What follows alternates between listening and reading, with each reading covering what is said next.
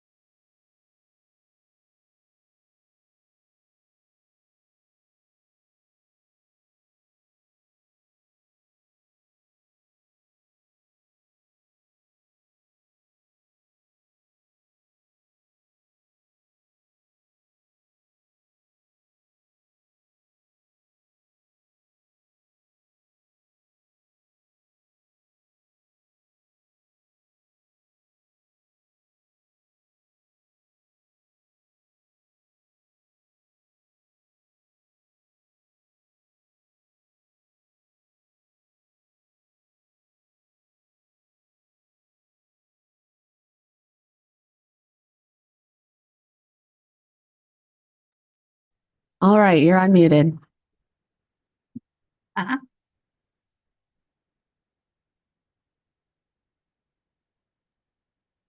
Okay, we'll call the meeting to order at 9:11 from the Frank Walter House Boardroom.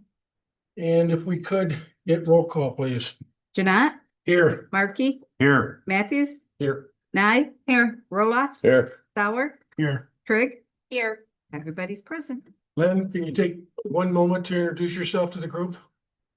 Sure. Just a brief moment. Sure you please. speak into the microphone, gotcha. okay? I guess I'll sit then. Hi, I'm Len Matthew. Been in the area about 4 years, grew up in the Kalkaska Traverse City area. Service in the Air Force and other federal gigs. So very, very happy to be here. I like to do something that has an impact on my community. So I really like the opportunity. And if you ever want to chat about something, hey, come find me. Glad to talk to you. Thank you. All right, thanks, Len. If you would stand for the invocation and pledge, Rhonda, please. I invite you to pray with me. Gracious God, we open this meeting giving thanks and glory to you. As we prepare to have discussions and make decisions, we ask for your guidance and wisdom. May the words of our mouths and the meditations of our heart be pleasing in your sight. Please protect and bless our Benzie County staff and our community. We offer this prayer in the name of your Son, Jesus Christ. Amen. Thank you. I pledge allegiance To the flag of the United States of America, and to the republic for which it stands, one nation, under God, indivisible, with liberty and justice for all.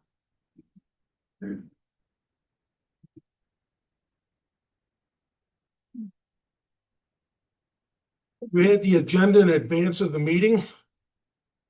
Any comments or questions on it? Hearing none, I'd entertain a motion. Motion to approve as presented. Thank you, Bob. Mark, you will support. Thank you. Again, any comments, questions? Hearing none, all those in favor signify by saying aye. Aye. Any opposed? You have the minutes of 10:28. Let's deal with those first. Is that right? Yeah. Trigg moves to approve the minutes of 10:28. And I seconds. Thank you. Any comments or questions? Hearing none, all those signify by saying aye. Aye. Any opposed?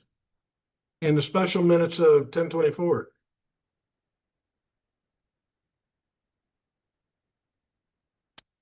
Trigg moves to approve the minutes from 10:24. Thank you. Mark, you will support. Thank you. Comments or questions? All those in favor signify by saying aye. Aye. Any opposed?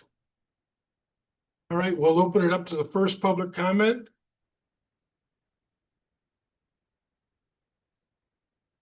Seeing none, we'll move into elected officials and department head reports. Do we have any elected or official department heads? All right, the word must have been out that we had lengthy discussions on other items.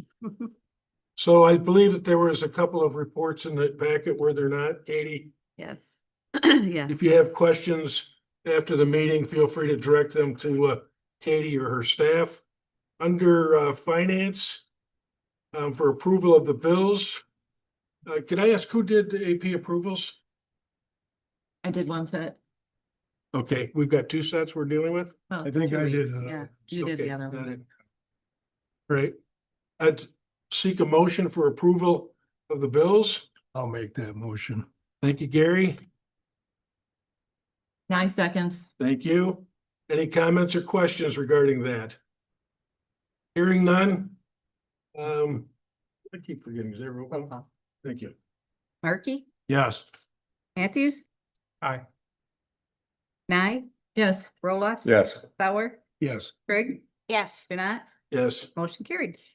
Any comments from the treasurer's office that we should know about? Kelly does have a new staff person this week. His first day was Monday, and so today's his second day technically. His name is Evan, and he has hit the ground running. The training seems to be going really, really well. And then we are finishing up interviews for the chief deputy position and hopeful that we'll be able to offer a position to someone here in the very near future. But if you have a time, stop by and introduce yourself to Evan in the treasurer's office. And she still has another hire that she's seeking. Yes, yep, we're working on interviews the rest of this week. Okay. Is there any questions for Katie regarding anything from the treasurer's office? If not, let's move into new business. First item, Katie, I'll ask you to introduce it, please. Yeah, so the first item on your agenda this morning is an agreement for extension services with MSU. Each year, shortly after the budget has been approved, Jennifer comes forward to request an official agreement for the amount that is approved within the budget for the services that they offer to Benzie County. The agreements are really the same every single year, and it's just that legal document regarding the funds that are allocated to MSU extension. Jennifer is here for any questions that anybody may have. Hold on just a moment. You had received information in advance, and it sounds like this is some housekeeping item, really? Yeah. Is there any questions or comments for Jennifer while she's here? I just maybe have one comment, I'm constantly blown away by the annual report and everything that MSU Extension does for us, so thank you. Thank you, Commissioner. We appreciate obviously the vote of confidence and the continued support. We are continue to invest our resources, be it new and previous resources and education in the community. So as new opportunities emerge, put us in the back pocket as like a tool in your toolbox for sure. Thank you. And Is there thank you for anything doing. you wanted to highlight for us? Well, just obviously, I was recently in front of you for our annual report. And so again, just always like to recognize the distinct number of unique programs your residents take advantage of. I know it was in the annual report, but it's around 190 unique programs each year. So that would be like the equivalent of one of our staff coming into a community room like this every other day and doing a class.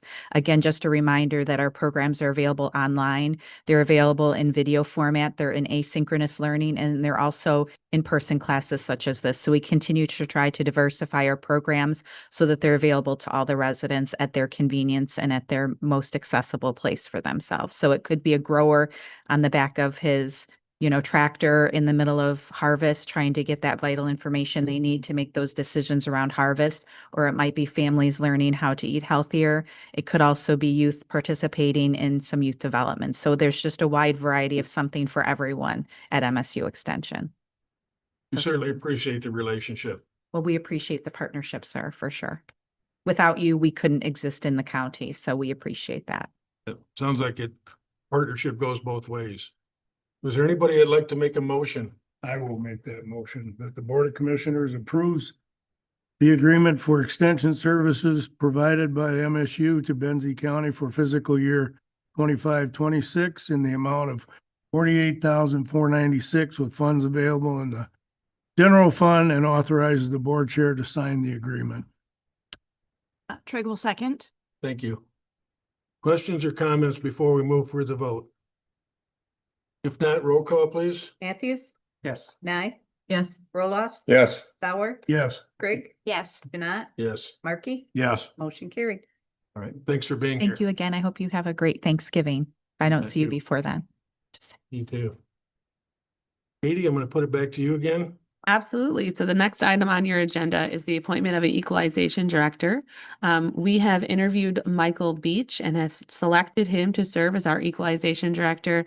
Him and I have emailed back and forth and met, and he has accepted a tentative offer that is up for confirmation by this board. Michael Beach is here today. He is in the audience. I'll invite him up to say hello and introduce himself to everyone. And if anyone has any questions for Mr. Beach. Mr. Beach comes with over 20 years of assessing experience. He's hitting the ground running. Miraculously has already found a home in the area. So we're really excited to have him here today, and we are hopeful that you're able to confirm that appointment. Would you like to make some comments? Oh, some brief ones. Just wanted to start by thanking you guys for the confidence you've shown in me, and thanking the county administration staff and the commissioners for the professionalism and kindness they've all displayed, and just say how excited we are to become members of the community. And I look forward to serving all of our residents and you folks to the best of my ability. Stay there, if Board. you would, please. Is there any questions? This first It's- Although I feel strongly about these decisions being made from administration after all their success and failures are built on who they surround themselves with. But it's up to this board to make the decision on the hiring practice or process. Is there any questions that you have for Michael? Sure, I'll offer, you've probably been made aware that the staff you'll be overseeing in the equalization department are newer, and there's going to be training involved, and they're going to be looking to you for guidance and direction. How are you going to approach that? I think hands-on, I think working closely with them at the start will be important. As I spoke about in the interview, sales for equalization is the bedrock there. So our support staff will be vitally important to making sure we produce a good product for everyone to use. So starting there, working at sales, and then building up everything else. And are you at all, is the timeline daunting, or are you coming in at a good time? We know there are benchmarks that have to be met. We have big deadlines coming up on the 1st, so it will be an interesting transition. But I'm here for the challenge and excited for it, and I'm confident we'll be successful. Welcome. Thank you, Rhonda. Any other comments or questions?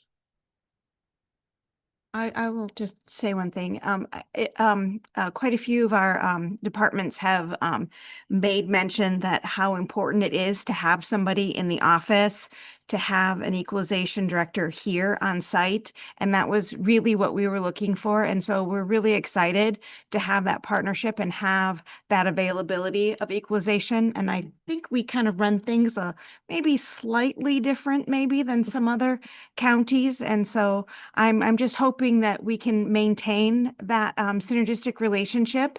And so I don't know if you want to comment on that or. Yes, absolutely. I think it's vital to have someone in the office, especially with new staff. So my time will primarily be spent there. Just more generally speaking, it's been a goal of my family's to live in the area for a long time. So we're very happy to be here, and God and board willing, hope to be here for a long time to serve the. Very good. Thank you. Good comments. Anybody else? Now I will make the motion that the Board of Commissioners appoints Michael Beach to the position of Equalization Director for Benzie County and authorizes the chair to sign the necessary documents to submit this decision to the State Tax Commission. Roll off support. Thank you. One more opportunity for comments. Roll call, please. Nye, Yes. Roloffs. Yes. Sauer. Yes. Craig, Yes. Janat, Yes. Markey, Yes. Matthews, Yes. motion carried.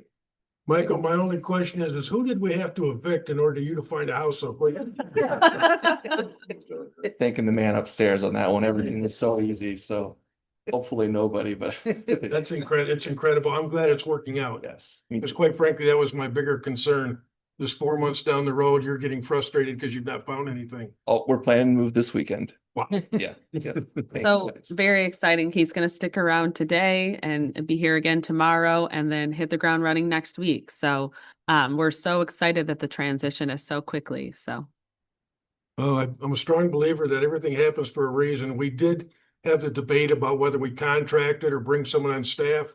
I know that some of the electeds were interested in having someone downstairs, and I respected that. And I think everybody else did too. I'm glad it worked out that way. Thank you very much. All right, thank you. We have some information from the Tax Advisory Committee before I invite you to talk about that. How many of you had the opportunity to listen in on any of those discussions? Rhonda? I listen. Good, I appreciate that. You know that there was a lot of deliberation, incredible amount of reasonable thought that went into this. And this is going to be a discussion that we will continue to have. But what I'd like to do right now is, Katie, you bring everybody up to speed on where we're at. And if you'll indulge me, I'd like to move this to a study session before we take any action. Katie? yes, so Randy Rice is also here today. He is the chair of the Tax Limitation Advisory Committee. And so he's available for any questions that the board may have as well. Back in April, just before April, this board established the Tax Limitation Advisory Committee. That committee was made up of Randy Rice and myself, Jason Barnard, Mandy Gray Rainier, Kelly Long, and Matt Olson. Many of those positions are statutory positions, so those folks are serving under a certain statutory position. That committee has been meeting since then, almost, well, at first a little more regularly and then off to monthly, talking about what the future looks like for Benzie County as well as the townships involved. As you know, with the general operating millage reset or change, that also affects the townships. The townships can't go about it on their own, and we can't go about it on our own. It has to be a group effort. So that committee has really been looking at the general operating millage for both the townships and the counties and having those discussions as to what is the need in Benzie County? What does it look like? As you know, and what I put into the packet, the original language that was placed in front of the voters in 1982, that's what set the bar to begin with, and we haven't changed it since 1982, aside from the small change that was made in the last couple of years to drop the indefinite language. By dropping that indefinite language, we did put a timeline on our discussions, which required us to have those discussions this year in anticipation of a 2026 election request, because otherwise the general operating millage technically lapses, and then there's no general funds coming into the county or into the township. The board has made the recommendation forward to look at an increase in the general operating millage for the county of 1.2 and increasing the township back to its maximum potential from 1982, which is 1.21. Every single township has a different rollback. And because of Headley and the way the factors are put together, there's a rollback that happens on the taxes from a county perspective and then from an individual township perspective. So all of our townships right now are levying a different amount based on that rollback. With guidance from legal counsel, we can't give every township the same increase. So say everybody gets a $0.5 because then that would put everybody at a different rate, which is not allowed under the statute. We have to set the townships at one consistent rate because it's only one set of ballot language that goes in front of the voters of Benzie County. And so the increase to 1.21, putting the townships back at the maximum, every township sees a difference in their increase because they've rolled back at a different amount, but it sets that limit up to 1.21. It's important to note that the townships in the county do not have to levy the maximum potential. They only have to levy what they need. It just gives the opportunity to levy a maximum if the need was there.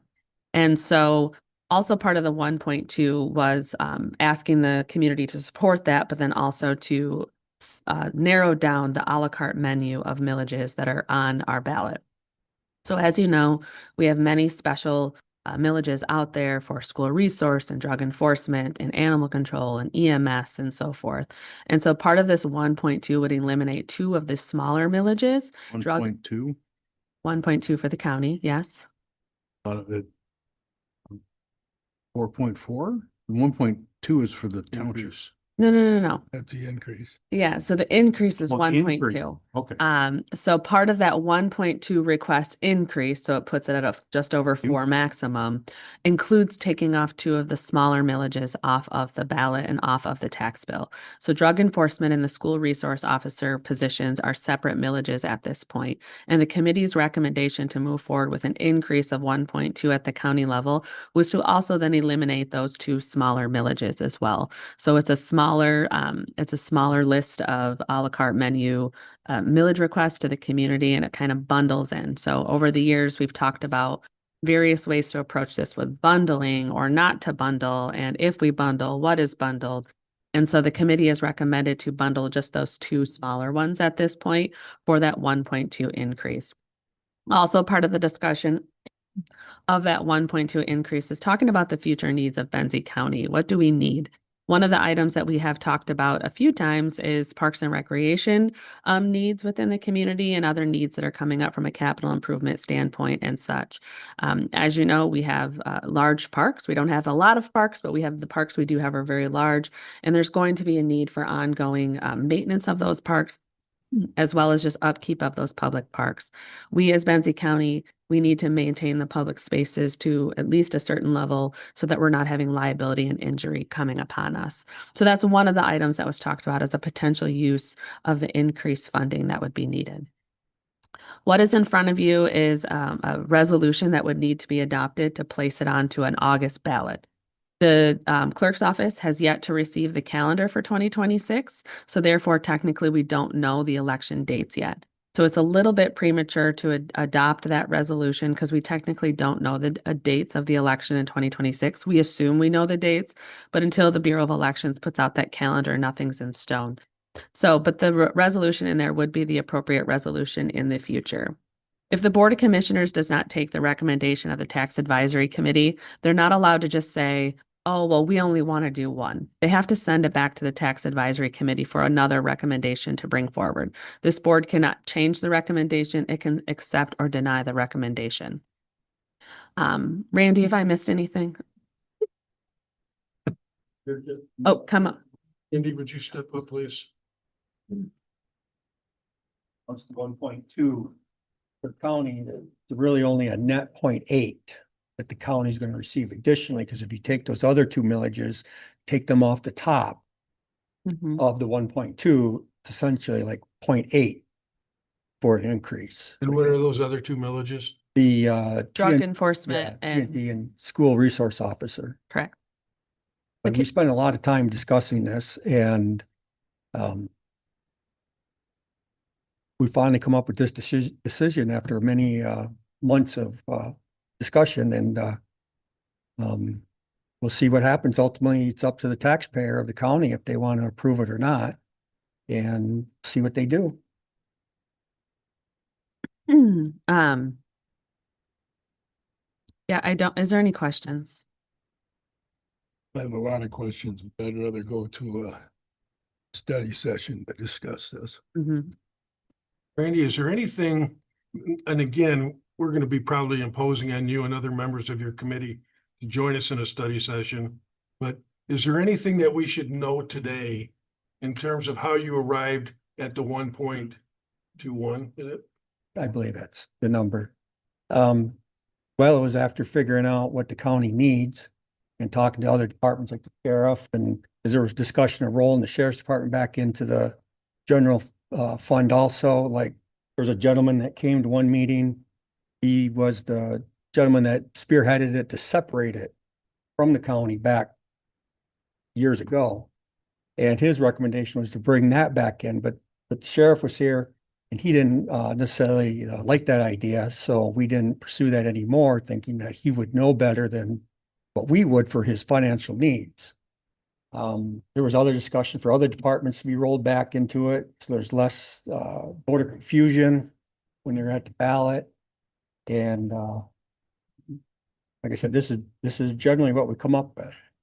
It's the net increase of 0.8. I'm the biggest opponent for not taxes, but you got to do something. Some of the other discussion that had happened too was regarding central dispatch. And so that is the other gentleman too that spoke Yeah. that Randy was talking about, was the long-term capital planning of dispatch and the shortfalls that we see into the future for keeping dispatch up to standard. Let's give So Terry a chance. that's exactly what I was going to ask about, was dispatch. You figured that, huh? I read your mind. Yeah. So the increase, is that gonna cover or help us cover dispatch going forward? Not up front. So over the next, Corey Ellis has put out a long-term plan that he's been working through. And over the next 10 years, there's millions of dollars needed. But with this extra funding and the ability to set stuff aside into a committed fund balance, we could put the money aside to plan for those long-term needs. We don't need the extra money today, but we'll need it in the near future. So the idea, well, we may need some today, I'm yeah. gonna say, I thought we Do need some today. We did use general fund dollars to balance that budget, but the idea this would allow us to set money aside in a committed fund balance fashion to plan for those larger capital needs as well, so that we're able to fund those needs as they become apparent. I did check, I don't think there's any activity about adjusting or changing how dispatch centers are funded at the state level. No, the state is on and off talked about that whole mechanism for years, is my understanding. There's not a great way to audit the mechanism of which they charge the surcharge. And I know that that conversation is happening among dispatch directors and their association, as well as with the state, about really shoring up that process, because the design by the way it's put together isn't a great design to fund dispatch centers. Other comments or questions for Katie or Randy while they're here? So again, I can't help but think that we also have in the county some millage fatigue. We do have quite a few millages coming up. One thing about having a lot of millages coming up is then it's kind of on the voters' forefront that, oh, this money's for this money's for this money's for this. And then throwing things into a general fund, there will be less millages, hopefully.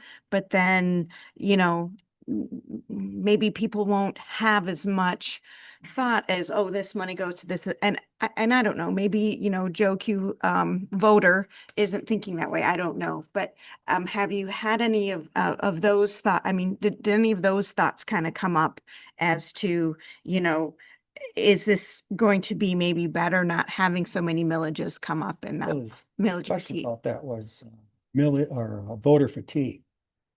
You know, and all we can do is try. You know, if the taxpayer votes yes, then we're in the right direction. If they vote no, then, well, we're not. They want to have more choices on the ballot. But we won't know until then, for a fact. It's hard to gauge the public, because I've heard it pretty loud on both sides of the aisle of, yes, we believe that there should be, you know, special millages so that you can really have your, you know, voice on your individual ticket items. But then I've heard just as loud from the other side that says, no, it makes sense that there would be fewer millages and they're more general dollars. So like Randy said, it's really hard to gauge that because it's pretty loud on both sides of the conversation. So what's going to prevail? I mean, we're not going to know until we know, unfortunately. What we do know, though, is that we cannot, as a county, continue to operate in the fashion that we are now, given that we've rolled back for, you know, now going on 43 years. And other counties, you know, they're not doing that. They're resetting on a fairly frequent timeline. Some counties are 10, 5. Looking at just Manistee County, our neighbors, they're on a 2-year timeline. They just approved theirs again in 2024. They're resetting every other year. And so, you know, we're unique in the sense that we haven't done this. And so we're trying to do what's best for Benzie County. The other thing that I know people don't want to hear is Benzie County has some of the lowest taxes in the region and in Michigan. And I'm not saying that to say that we should just have more taxes, because nobody likes paying taxes, let's be real. But when we're looking at it from, you know, this holistic value of what folks around our region and our state are paying in taxes, we are very, very low in comparison. And so I think the committee put a lot of thoughtful discussion into this and trying to be reasonable, because people are, you know, stressed out and in the community and in the state and in the country that we're in. And so this is a hard time to even think about taxes. But we also understand that there's services that Benzie County needs to provide, that we must provide, that we want to provide. And with that, this is the funding mechanism that is laid out for local townships and counties, is to ask for taxes. We're not revenue making business. We can't just charge whatever we want to charge for a birth certificate. You know, that's not allowed. Most of our fees are statutory fees at that. We don't have a lot of opportunity to change the fee for service that we do charge, because they are laid out in statute. The $1 per page in the Register of Deeds office, and that's what we're allowed to charge. So we are not a revenue making business. So this is our ability to bring in revenue to Benzie County, is through taxes. We don't have the option to just sell products or to charge more for a permit. We don't have that ability. And so this is the way to do what we're trying to do. We had a lot of discussion on how to generate different revenue for the county. Mhm. Everything from hotel tax to a sales tax to other available income sources for the county. And generally the legislation is tied hands of the county for a lot of it. They can't do theirs. So where we are. Other comments or questions? I appreciate you being candid about the fact that you came to thank you for your serving on this too, coming to the table, very opposed to an increase in taxes, and your the voter that needs to explain to this board, what do we have to do to get our constituents to understand what you came to understand? What hit you? What piece of this was the most compelling to make you see the need and the fact that something has to change? Well, it was the continuing discussion and the lack of legislative means for counties to raise funds differently. Like Katie says, it's not in a money-making business, but they still have to have money and everything has gone up. So we have to increase somewhere. I'm not in favor of increasing property taxes per se. You know, I've been against it all my life. And when I voted, I said it goes against every fiber of my being. But there's something that has to be done. And that's where we are. There's come to the realization that that I guess the county can't continue the way it is without funds. And the only way they can get them is through this. And I think it's worth saying again that for 43 years, this county has not had the ability to reset our general operating millage, where our neighboring communities go to their voters in every, duration, whether it be 2 years or 5 years, they say, do you mind if we reset? Is that traditionally voted down, or does that pass? So it's an interesting time. So for many years, it seems I had heard they'd always been voted up specifically. And if they wouldn't, they'd push them from August to November and try again, and they would. But very interestingly enough, with the last election cycle, Roscommons was voted down. And Roscommon had to cut every non-mandated office until further notice. What does that look like? I mean, So- for people who don't understand what mandated offices are, can you explain that a little bit deeper? Yeah, and I have a PowerPoint too that we shared heavily when we talked about this with removing the indefinite. That will spruce up and start sharing heavily again. Benzie County is only required to provide certain services under statute and constitution. We have to have a sheriff and an undersheriff and a lockup, but we don't have to have road patrol. We don't have to fund MSU extension. That's extra. We don't have to have a planning department. We have to have a treasurer, clerk, or register of deeds. We have to have an equalization director, but not the rest of the staff. We don't have to have a building department. The state could come in. You don't have to have administration. I don't have to be here. I'm not required. So there's various things that are required and not required. If the general operating millage fails, you all see what's in the general fund. Administration, equalization, clerk, treasurer, the courts, emergency management, the sheriff, they're all within the general fund. If those dollars go away, we have to take a hard look as to what is mandated and what is not mandated.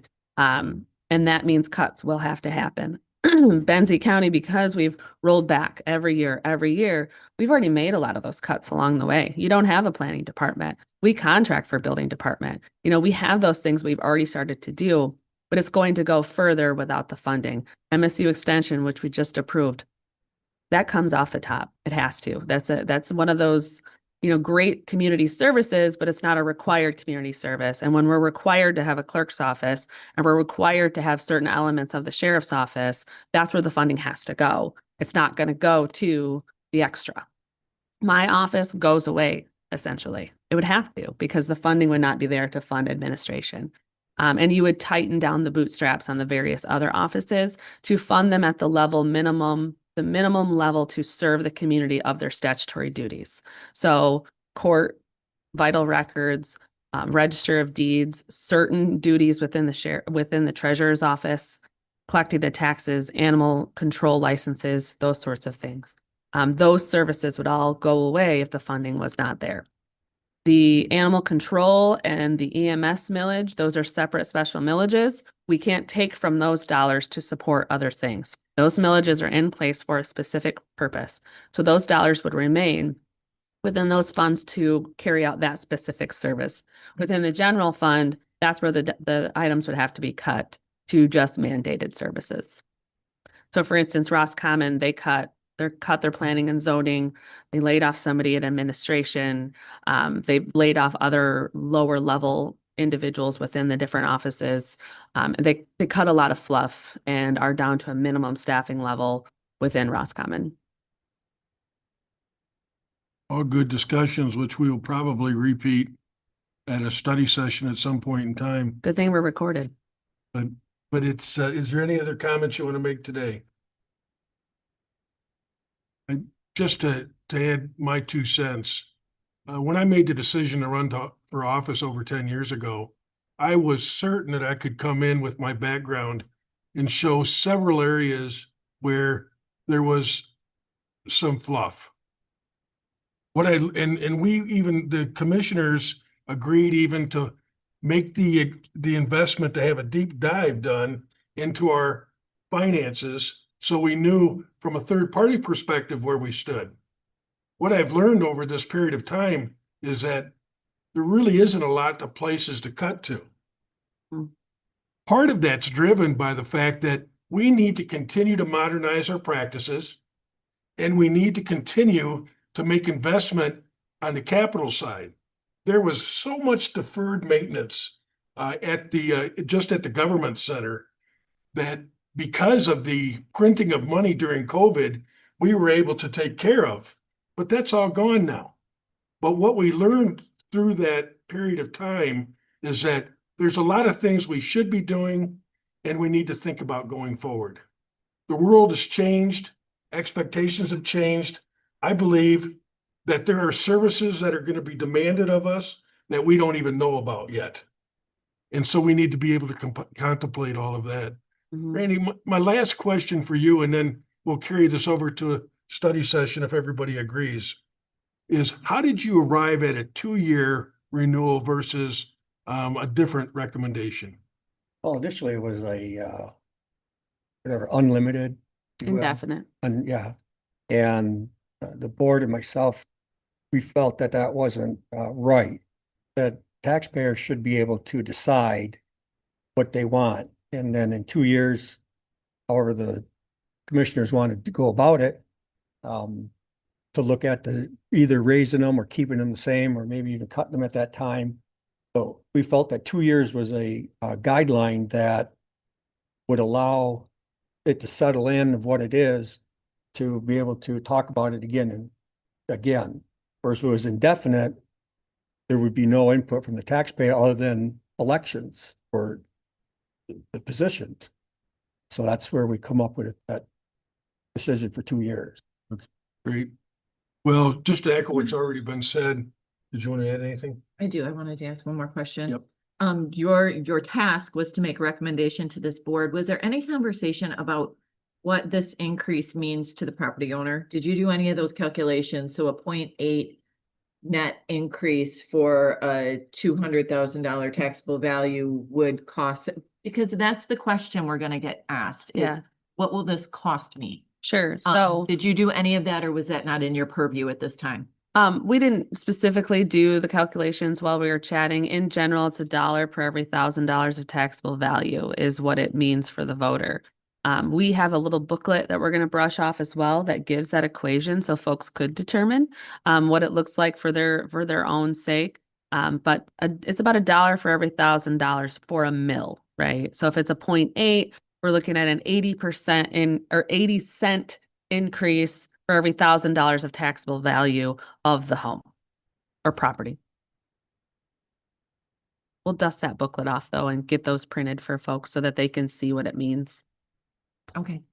Good question. That'll be part of the educational process. Mhm. The purpose of putting it on the agenda today is I wanted to get it back in front of this group, reminding you that these activities are taking place.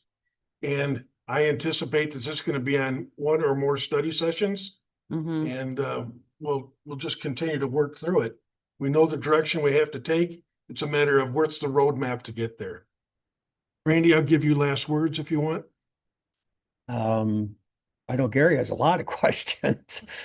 I'm holding off. You're holding off? But other than that, no, again, I'm not in favor of property taxes increase at all, but something has to be done. We were, during the course of the sessions, we had talked about just using the general fund. And I believe Katie had said that we could get 1 year, possibly 2, but on the 3rd year, there would be, you know, a lot of layoffs, a lot of programs unavailable because of the cuts necessary. And instead of having that happen in potentially 2 or 3 years, hopefully this will bide some time so then other resources can become available to the counties in the state so that we don't have to put it solely on the taxpayer property owner. There's a lot of discussion about how to get tourists, you know, and there's really no easy answer on that. Randy, thanks for being here today. Yeah. Gary, thanks for resisting the temptation. Okay, I do have one question for, not for Randy, but for Tammy. When does this have to be, if we're gonna put it on the ballot, when do we have to have it ready? I don't have the dates from the We don't state. have the dates because of they're changing Right, well, the primary. they Not could still do necessarily, that. We yeah. haven't even heard for sure on that. But the state will give me, they'll put it out on their website when the election dates will be, and there is nothing for next year except for their special election they're having downstate. So I'm thinking probably after the first of the year is when we will see the dates come out on the state of Michigan We'll have a website. Better idea Yeah. when to go. Yeah, because there is talk of moving August to May. Correct. Okay.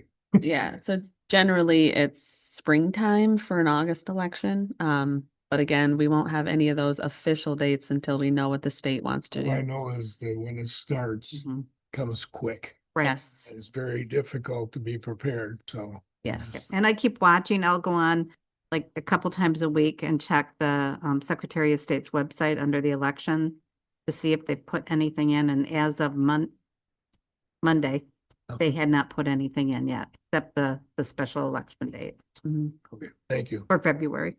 We're watching it closely though. All right, we'll move on to the agenda. The next subject is the Beulah's Stormwater Management Project and the request. Dan, if you can comfortably move to the podium. It's not real comfortable, but I will move. Do you want to sit in my spot? Are you sure? Fine. Okay. It's gonna be brief. I'm gonna ask Katie to introduce this, please, Sure. Okay. and then we'll turn it over to you. Sure. Absolutely. So in your packet, there is a request from the Village of Beulah related to support to the project that they're working on right now, the Storm Water Management Project. In short, the village is requesting monetary support towards the matching component of this project. Mr. Hook is here as well as Mr. Hookterp is here to talk about this. There is a lot of history that has led up to where we're at today with grant dollars and prior discussions that had happened between the village and Benzie County and other townships and such that touch the village. And so the request today for funding is not take it or leave it from the Village of Beulah standpoint. They're just hoping for any sort of support from the county towards this project to see this project through for the Crystal Lake watershed and village. And Katie, before we turn it over to Dan and Ed, a little history. There was a request made sometime in 2019. No, it wasn't 19 21. It was 2000. Shown. or 21. In any Yeah, case, an earlier 2021. request, Correct. and this is, I had asked Dan to treat this as a new request, Mhm. so that's why it's coming back before us. Yes, there was prior action taken by the Board of Commissioners, not all of you, of course, quite a few years ago, saying that they would consider supporting the project and the match towards the grant dollars at that time, I believe to $21,000 was the number. But because there's been such a timeline since all of that transpired, and we have a new board, new administration, a lot of things have changed. And so the request is being treated as an initial request again. And Dan, I'm sympathetic to sometimes how difficult it is to stand. Would you like to sit? No, I'm fine. Like I said, my part's gonna be brief. I'm gonna so turn it over to you then, please. I will sit during Ed's part though. Okay, good. But thank you very much for getting us on the agenda today. You have a lot of business, so that's why I included the overview that I gave to Katie, and I hope you've had a chance to look it over as best you can. This is probably not the best point on the agenda to be for this, given what you've just heard, but that's where we are. I've asked Ed to come along because we consider Ed I'll say the father. I was going to say the grandfather, but I'll say the father of this project, because back in 2018, he came to us and said, look, we think you ought to do a stormwater study to see where your stormwater is going and how can you manage it. So he pushed us to do that. And then he pushed us on this particular grant. So I'm going to turn it over to Ed and you can take it away. I guess I'm great. I don't need you in front of the microphone. Yep. Gotta wait for me to move. We have people that are joining us remotely and Okay, I'm Ed Hoogdorp, and I'm apparently the grandfather of the storm sewer system. I did want to, if you could pass those around. What I'm passing around is a PowerPoint slide from the Benzie Water Fest of 2015 that kind of shows what we're talking about here. Sometimes we forget what the impetus was for projects like this. This shows this is about storm sewer or stormwater contamination on Beulah Beach. First, I should make clear, you probably all understand this, that this is not, what we're requesting today is not about sanitary sewer. That's the village's whole other $20 million problem. This is about storm sewer, rain and snow runoff from the city streets and roofs and that sort of. So project actually goes back more than 10 years when water quality sampling first started showing that heavy rains resulted in high E. coli levels on Beulah Beach and Crystal Lake. And there are several years when this beach had more health advisories than any other spot in Northwest Michigan. It's really a matter of topography and development that Village of Beulah is pretty much all roofs and pavement. And it's sort of built in a half amphitheater that everything runs down to the public beach. And so when it rains, whatever's on those roofs and on the streets runs into the beach. And the sheet that I passed out shows what the problem is, that when it doesn't rain, that beach is among the cleanest anywhere. You get a good rain and suddenly it's contaminated and the beach is closed.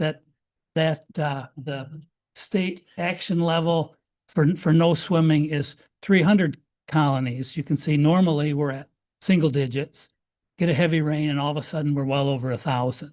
So that's it's obviously a bad thing for the village, bad thing for the health of the swimmers, and also a bad thing for the county because, as you know, these statistics show up in newspaper accounts through the whole state, and it'll say beaches closed today in Benzie County's Crystal Lake, and and somewhere down in Macomb County where the lakes are always dirtier than ours are at the best of days. So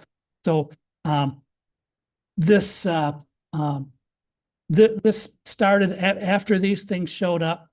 The Crystal Lake Watershed Association, the Benzie Conservation District, and Networks Northwest got together and did a watershed management plan, which recommended, looked at the entire Betsy River watershed all the way up to Green Lake and Duck Lake. And one of the main recommendations was to design and install best management practices, for example, rain gardens, infiltration trenches, and filters to minimize erosion, nutrient loadings, and bacterial contamination in Crystal Lake.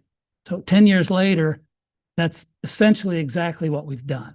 If you saw those big yellow chambers that were in the village park before they buried them, you can think of that as a huge drain field. And instead of treating sewage, it's treating rainfall, rainwater, and letting it sink into the ground before it reaches the lake. And so that protection really protects the entire lake, which is why the townships have been always ready to kick in, even though the actual contamination site here is only in the Village of Beulah. So the village received a grant soon after this to map their stormwater system, and after that, they applied for this grant with support from the townships, the county, the conservation district, and the Lake Association. As Katie mentioned a little while ago and Art did, at that time, we came to all the governmental associations and asked for support without knowing when the money would be needed. So what we asked for was a commitment to consider, kind of a soft commitment to say, yes, we recognize the importance of this and we'll consider it when needed. Project took a lot longer than any of us expected. There were right-of-way issues. I think there might have been a COVID pandemic in the middle of there and a lot of turnover at the village and the county. But now we're at the point where we are. By the way, as drain commissioner, I was semi-involved in this since I didn't have a budget. My commitment was in kind, which is to say, promise to contribute hours without compensation. So project took longer, and we're kind of here sort of humbly hat in hand to ask for support. As Dan noted, the townships and CLWA have committed funds. Sometimes I hear people say, well, why doesn't the Lake Association pay for all this? So I always like to remind people that's a nonprofit voluntary membership organization. It's not a property owners association. And they have kicked forward, I think $50,000 for this project. So they're very involved and doing a lot. And so that's where I would also note that because of our location here in the village of Beulah, the runoff from parking lots and roofs here indirectly does contribute to stormwater within the village of Beulah. It doesn't, I think a little bit of it might reach the highway, but most of it does not run directly onto the streets or through the stormwater, but it does indirectly. So that's where we are. And I think Dan and I will answer any questions. And you've seen his request, I believe, for up to $30,000. So that's up to you, and we'll answer any questions if we can. I'm going to kick it off in just a moment, but if you're at the 30,000, when would you expect that to be funded? He's our money. There's really no timeline on the 30, and we picked 30 because it was a total of what each township offered to put in. Whatever you choose to put in, if you choose to put in anything, the project is done. We've already, as a matter of fact, last night at our council meeting, we approved the second draw to the contractor. So the project, there's a few loose ends, but the project is essentially complete now. So whatever timeline you choose, we will not refuse the money. Okay, thank you. Let's open it up to comments and questions. What's on your mind, folks? Gary? If you don't want to know what's on my mind. We had agreed to the 30,000. And if I'm reading this correctly, was that 30,000 to cover the 3 townships? And what are the 3 townships that I'm looking at besides Benzonia and Crystal Lake? Benzonia, Yeah. 3 And townships. Beulah? And Well, they put in 90,000. I'm just going by the numbers that Yeah. I heard. The 3 townships that have frontage on Crystal Lake, which is Crystal Lake Township, Benzonia Township, and Lake Township. Okay, so if we agree to the 30, that negates them paying the 10? It would come off of our 90, frankly, because right now, and I think I indicated in my write-up, that the situation right now is Beulah needs to put in 90 to cover the entire 170. So if you put in 30, that's a good question too. If you put in 30, our portion goes down to 60. If you put in 10, we're at 80. I remembered the document differently. I thought it was a 3-year commitment for 7,000 is what we said we would consider, which is neither here nor there. Yeah. I will only share that my position has changed on this subject. When Dan brought this forward, because I do attend their meetings, I had said candidly that I didn't think this was a role for the county, because we have over 60 inland lakes. And, if we set this precedent, acting fiscally in this way, what did that mean for any other lake that had issues. What has changed my mind since then is just the acknowledgement that the county, we are property owners on Crystal Lake. To me, that's triggers a stewardship responsibility. We own the outlet and Railroad Point, and I believe that we need to participate in this effort. I don't know, I think that's for us to decide today to what amount. But I am firmly in the position that this is something we need to do. Gary, did you have additional questions? Well, I do remember doing this. And I would be more than happy to commit to the 30,000 that we originally went for. I don't remember if it was 21, I It thought. was, No, it was it 20. was less. Here's your resolution That's the resolution. from 2009. That was farther down here. I guess I didn't get that far. I was asked to just be blind to that request from years ago, and we're treating this as a new request. Mhm. We're not coming back and saying, hey, look, you committed to something. That's not the point. And if you, and you really didn't even commit to the 21. As Ed just said, you committed to think about it. And so that's really where we are. As far as the 3-year, Rhonda, yeah, it was 3 years, like 4 years ago. Wait, no, I understand the project is Yeah. done, and when we were Yeah, approached but it- initially, it was just kind of a fishing expedition. Right. How much support will we get? And Right. 3 years This didn't was seem that daunting to wait to 2019. name it. And if that's what you choose, No, and We I'm will not not implying that. I review was that. just saying I remembered that contract differently. okay. And that's what it Okay. was, so. Bob, do you have any thoughts on this? And it's probably been covered, but where exactly does the contamination start? If we start backing up before it gets to Crystal Lake? That's a question for Ed. There's actually two parts of it. One is the trap farm and the upstream on Cold Creek and the North Branch, which is not addressed by this. And was seen to be much more of an issue with nutrient and sediment, and somewhat less of an issue with the E. coli. This particular part works on the village streets, and there's a couple of underground storm sewers. Mostly it's runoff from streets and rooftops, and that there have been a few of the samples that showed human contamination there. Most of it is animals, which could be, family of raccoons in the sewer, could be turns out that sometimes those seagulls poop on the roofs. And when it rains, that all washes off into the lake. This particular one addresses only runoff from within the village.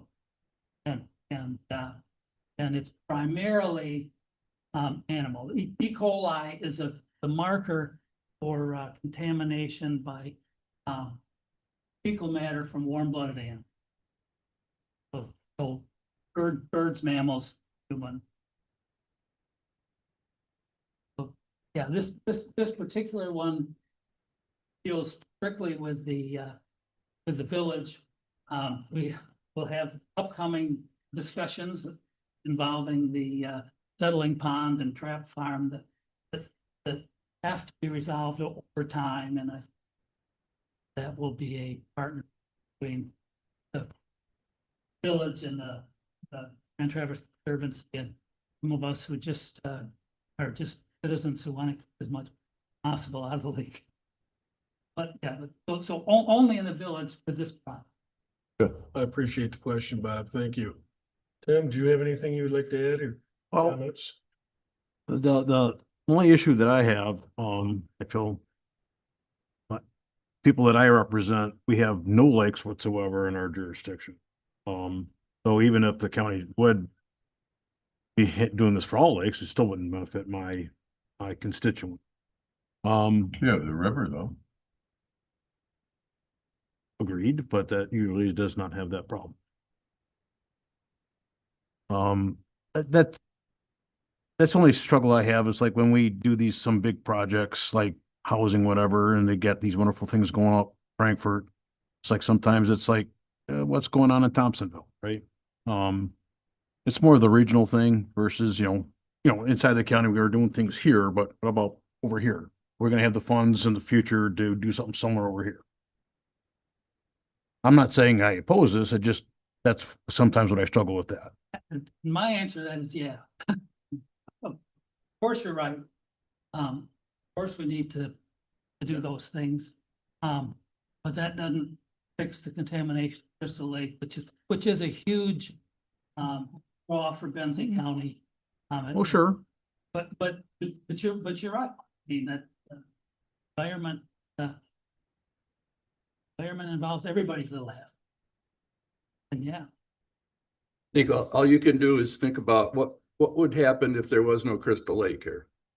What would happen to each of our communities? And we'd all have different impact, but there would be impact. There's no, I mean, this is just my perception of it, but there would be impact if there was no Crystal Lake. Our visitorship would be down tremendously. But you're right. I mean, that's the question that every one of these townships had to answer. How can I get to my constituency and say, yes, this is something that affects all of us within the township? So, and they reached that conclusion that it would. Christie, any thoughts? Yeah, so again, Crystal Lake and Lake, they all have a piece of Crystal Lake, and they thought it was in everyone's best interest to support Beulah. And this is again one of those situations where yes, and again, this is, Beulah isn't my district, but Beulah is part of my county, and my county is important to me, and what's in the county is important to me. And we've all heard that having clean, beautiful lakes to recreate in is important to us. It's important. I think it's important to even people who aren't touching the lake. So I agree. I think we should help Beulah because even though Beulah is taking on the responsibility of getting this done, it touches a lot of people. And to Rhonda's point, we are an asset holder on this lake, and we should be acting like that. And even if we weren't an asset owner, I still believe because it's part of the county, we're all in this together. Beulah's got a lot going on. I think it's worth our support. What I'd like to do at this point, Mary Pitcher, who's the supervisor for Lake Township and one of the contributors. Mary, would you speak to us about how your board arrived at making the contribution?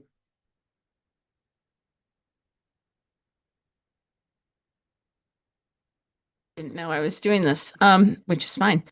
So previous board had made a commitment. Obviously they couldn't really commit to for a future board, but we were very unanimous in the fact that protecting the water quality of Crystal Lake, I mean, not only is it the benefits of good water quality and tourism, our economy, but it's also protecting property values of our residents. If the water's clean, the property values are going to be higher. So it's actually also protecting your tax base. Thanks for doing that at the spur of the moment. Other comments or questions? And Katie, a question I'd put to you is from a legality standpoint. It seems to me I've heard somewhere along the line that there are certain contracts that have to be put into place if one taxing unit is giving money to another taxing unit. Am I remembering that correctly? No special contracts have to be, okay. What we did with the townships, which was a good idea, and it was brought to us, I think Lake Township brought it to us. We have an MOU and the MOU is what's used, I would be happy to send that MOU on to Katie. And, but that's basically the essence, was just between municipalities. Okay. All right. I just wanted to make sure we're covering any legal hurdles there might Yeah, be. good point. It's good practice, just not required.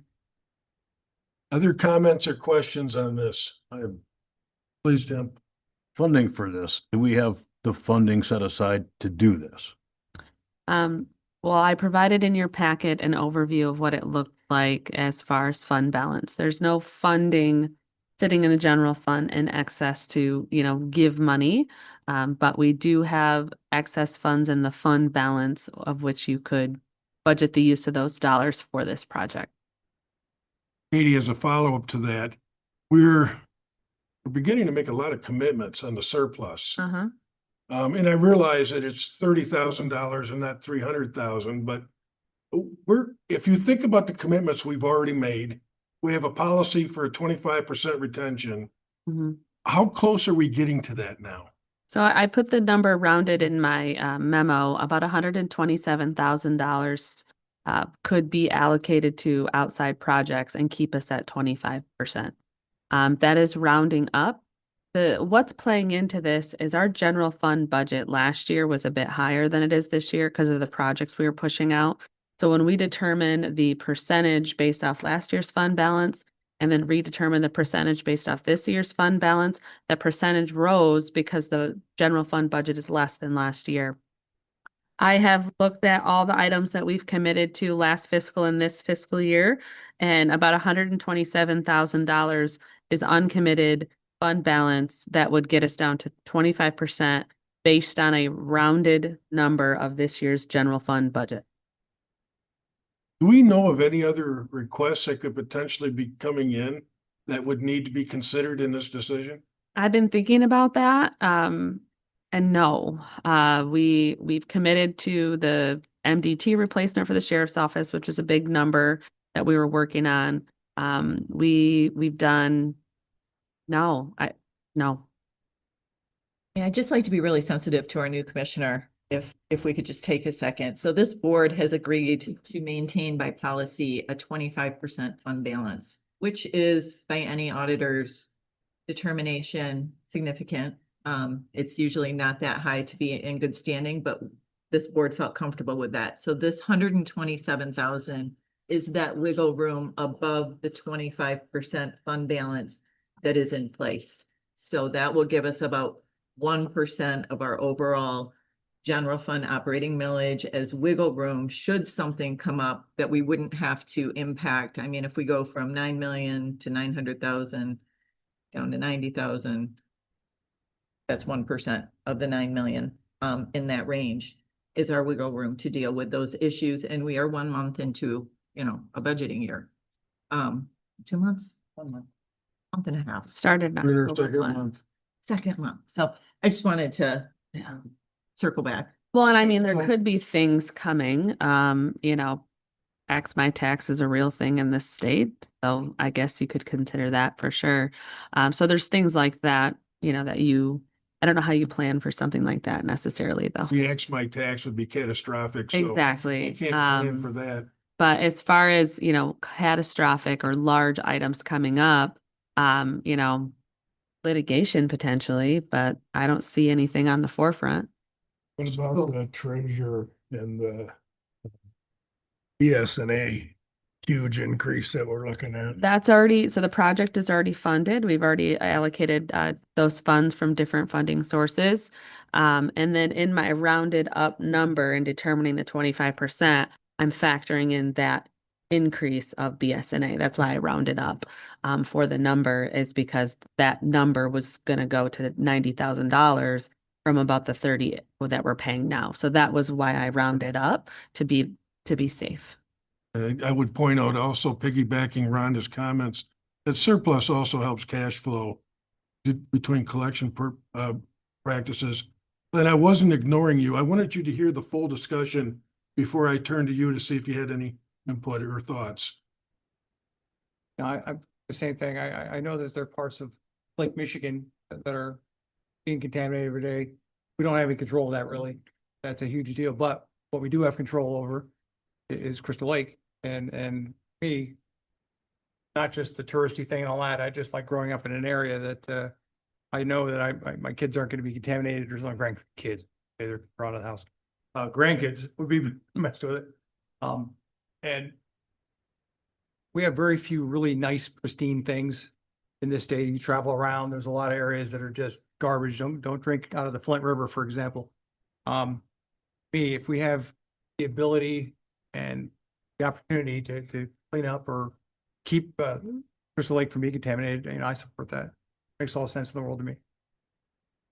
At the end of the day, we're being called on. You're all receiving the emails about the project, and we'll be discussing that next. But it's a new day in the county, and we need to be more proactive about being a partner and putting some of our funds into resources of our community properties, of our county properties. And I think this, for me, is just a good place to start. The needs continue to grow, as we've already discussed, and we don't even know what all the future needs are. As I think about the village, who I believe is an important component to our community, but they have real financial problems. That's just our reality. And they're going to work their way out of it, but it's going to take them some time to get there. Is there other comments or questions? And if not, what's your pleasure? Well, personally, I do think we should help contribute. Would you like to make the motion? I'll make a motion that the Board of Commissioners contributes $30,000 in matching dollars to the village of Beulah to support the stormwater management project. The funds available in the general fund balance. Balance. 10 seconds. That's a fund. Absolutely. I'll open it up to comments or questions. When did the 21,000 showed me that? I didn't 2019. have it in here. That was the 2019 resolution that That the was the board. first resolution. Mhm. The other was when Ed came and discussed that, I think.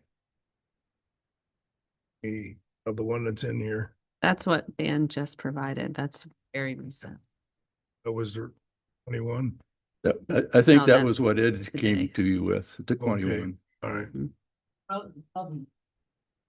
Ted Peacock, right. He was still working for us. Okay, I'm good. Thank you. Anybody else? If not, we'll call for the question. Roloffs, Yes. Sauer, Yes. Craig, Yes. Janat, Yes. Markey, Yes. Matthews, Yes. Nye, Yes. motion carried. Gentlemen, thank you for being here today. Thank you for all the hard work put into this. Well, thank you. I honestly didn't expect a unanimous vote, because I know the concerns that you have, but we appreciate it. Speaking as a Beulah citizen, speaking as a citizen of the county, we have that stewardship responsibility. So thank you very much. But we're at 10:23. Would anybody like to take a 5-minute break? Yes. Let's do it. Let's be back here at 10:30, please.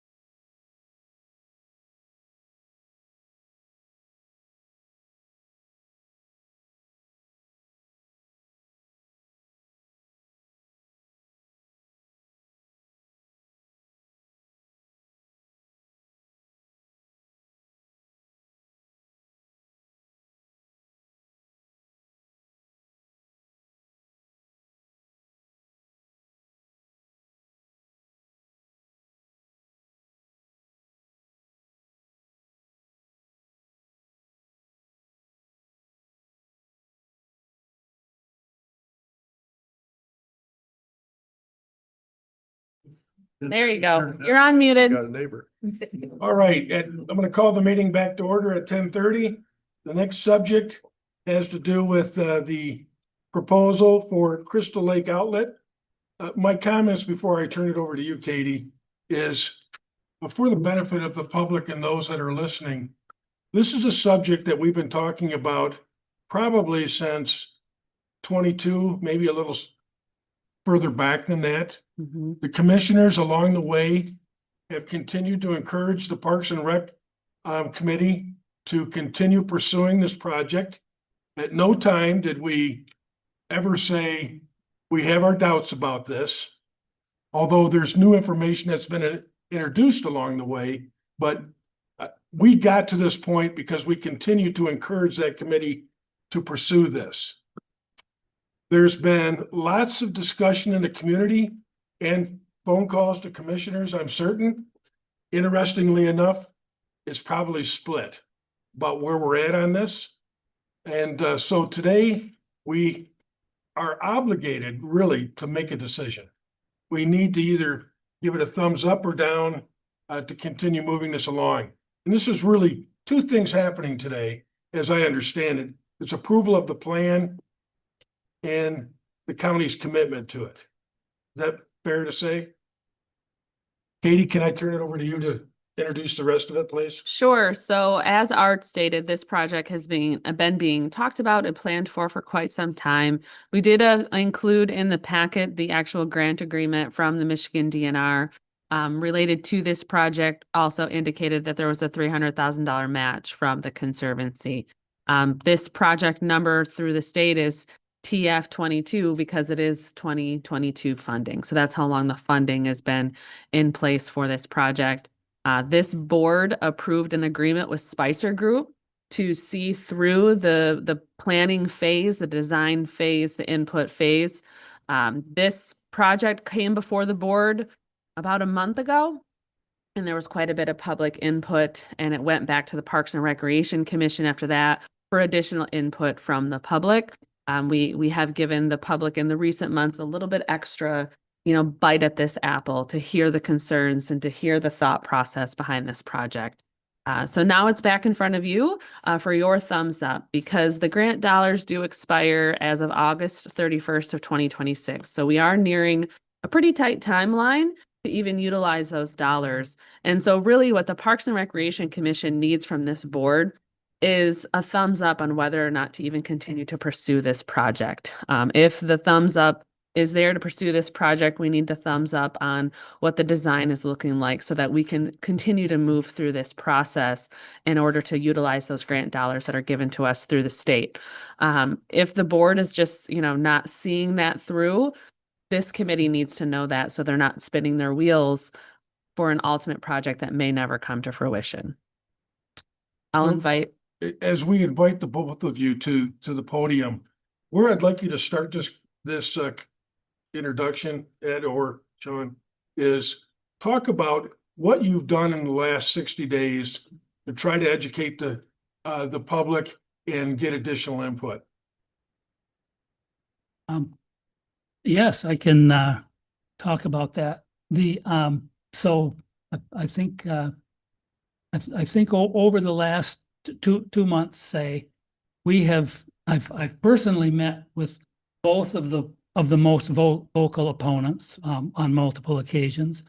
I've personally met with the Crystal Lake Watershed Association Board on multiple occasions, and John and I have presented to you all, to the Friends of the Betsy Valley Trail, to the Betsy Valley Trail Management Council, and to the Crystal Lake Township Planning Commission, which is the project is in Crystal Lake Township. We've done all that. And in addition, we've had public comments at each of those governmental board meetings. So in front of you, twice in front of the board of the Parks and Recreation Commission, and once with the Township Planning Commission. And what we had, I think in your packet, I think on page 65, maybe beginning, is a rundown of a little review of the project and a summary of the main comments. In fact, we only summarized the negative comments or those seeking clarification. I should have put in the ones that said, you guys are great. I didn't. And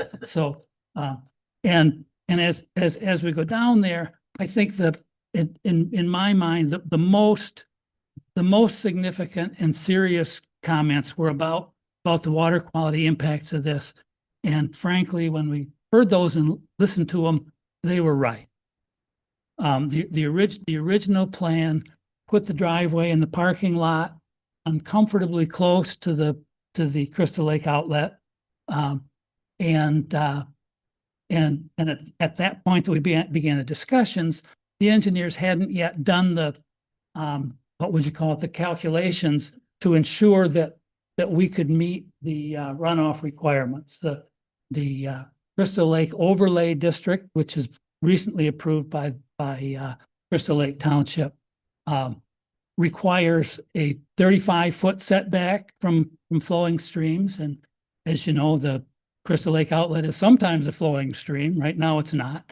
And it also requires that any impervious surface like a parking lot have the ability to handle what's called a 25-year rainstorm. And that is defined in our area as 3.5 inches of rain in 24 hours.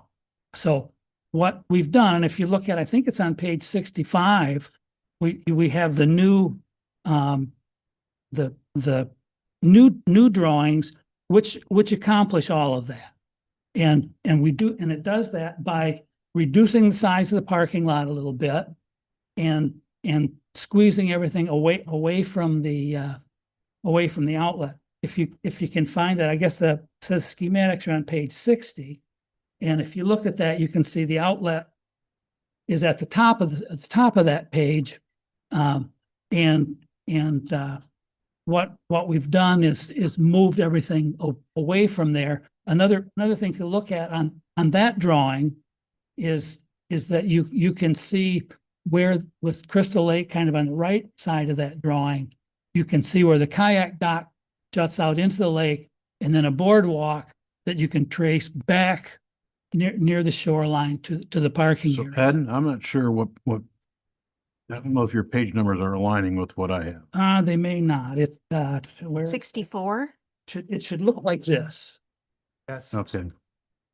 Yep. And actually, when we get to the parking lot, if you'd like, I think I have one here that's probably easier to read because it's not quite so detailed, and some of us are not engineers and can't read all that drafting. You wanted to pass those over. Same plan, a little bit earlier version and easier to read. But on this one, what I wanted to point out, there was some concern that the plan would require cutting down the trees, including the cedar trees on the Crystal Lake shoreline. And that was a misunderstanding. We didn't explain it clearly enough in the first place. The boardwalk is held back about 20 feet or so from the lake shore. So and if you're familiar with it, there are little clumps of cedars that break up that shoreline into what I call rooms. So there'll be a little beach and then a few more trees and a little beach. And the boardwalk is held back far enough that none of that is affected. It's behind those basically on ground level on the path that people walk now. That also goes back next to the dam. One of the questions that comes up a lot is, what are you going to do about the dam? The dam is not part of the park property. Can't do anything with it. One thing that we are doing is where the boardwalk passes the dam, it has a railing, which will somewhat deter people from going out on the dam. And then it has a locked gate so that the drain commissioner, his deputy, can get out there and do maintenance on the dam. The other thing that comes up on this part of the drawing is at the little elbow there's what's called a Moby mat, which is the woven metal mat that lays on the ground. The location of that, right where the lake proper meets the channel, is the location of that is carefully considered for the reason that little kids and some older folks like to play in the end of that channel because it's sandy. It's shallow and sandy and nice. And they get there right now by illegally climbing over the dam. So as part of this, finding access to that is important. There have been concerns that these Moby mats, which lay right on the ground, are hard to maintain. People say, look at the one on Alberta Beach. The difference here is that that's on an open sand dune and it fills up with sand, every time you turn around. This is in an alcove, not particularly sandy, between two sets of trees, and it's less than 20 feet long. So will it require some maintenance? Yes. Will it require daily cleaning or weekly cleaning? No. But we have to be aware of that. So, and the location of that, people would say, well, move it, put it here, put it there. The location of that's very carefully considered. That's the sandy spot where people want to get into the lake. And we want to let them, the whole point of this is access so that we can let people get into the lake there, whether they're, a 6-year-old or a 80-year-old in a wheelchair. This will let them actually get their toes wet in the water. Final thing on that part of it, there was a lot of discussion about should we even do the kayak dock? And the answer is, I don't know if you received the letter that Glenn Chown from the Conservancy sent us just yesterday. Do you know if that was passed out, Katie? Glenn, who was involved in this from the very beginning, mentions that how does he say this? DNR agreed to lease the property of the county as long as there would be the ability to use the site for recreational access by the public, including non-motorized boating access. So that's a requirement. And the reason for that is that way long ago, almost 30 years ago, the DNR bought this property intending to build their major boat launch there. And for reasons that none of us have ever understood, right after buying it, they discovered it was a terrible place for a motorized boat launch. So they bought the new site where the boat launch is now and walked away from this one. But they had a requirement in how they had purchased it that it had to have an element of boating access on it. Now, they quickly agreed that could be non-motorized, but they still wanted boating access there. And cynically, some of us say that otherwise they would have had to admit they made a mistake. But that's, that's the way it is. So that is A, a requirement, but B, the other thing about that is on that site and nowhere else on Crystal Lake and almost nowhere else in Benzie County, if you launch a kayak there, directly to the east of there are 4,000 feet of county-owned natural shoreline in shallow water. So you can, as a recreational kayaker, you can paddle there and back 1.5 miles total along a natural shoreline that's too shallow for motorboat. So it's, people look at it and say, well, there's one of these in Penfold Park that isn't used, and there's one of these in Honors Platte River Park, which is unusable. Well, we're doing it better. And that's all I can say is that, those complaints are true. So those are the main complaints that we had in that area of it. Then if you want to look, the big significant changes from when we spoke to you before and from when we had our last public input session at Parks and Recreation are the ones involving the parking lot. And so it's probably easiest to see on that little colored sheet that I passed around to you. Again, it's the same project as this, but now you can look at it and the green on the top, the green strip on the top is the new 35-foot buffer strip between the vehicular area and the Crystal Lake Outlet. And the large purple blotch, that's a very large rain garden that accepts all of the runoff from the parking lot and the drive. That in order to do that, we had to reduce the size of the parking lot a little bit. And we also, we lost a couple parking spaces there. and we made the driveway a little bit thinner, but all that actually, makes a better project. And we've said this over and over again, that as frustrating as it is to sit through the public input, that really made this a better project.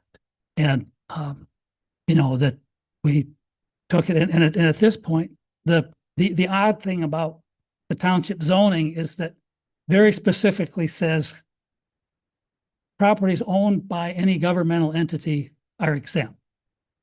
So we're exempt from that. State law is far less clear on that. That may not comport with state law. But our commitment from the beginning was, well, we're going to follow it anyway. And that's what we've done. Makes it a little bit, it's an issue both ways, because you can't go to the township zoning administrator and say, how do we do this?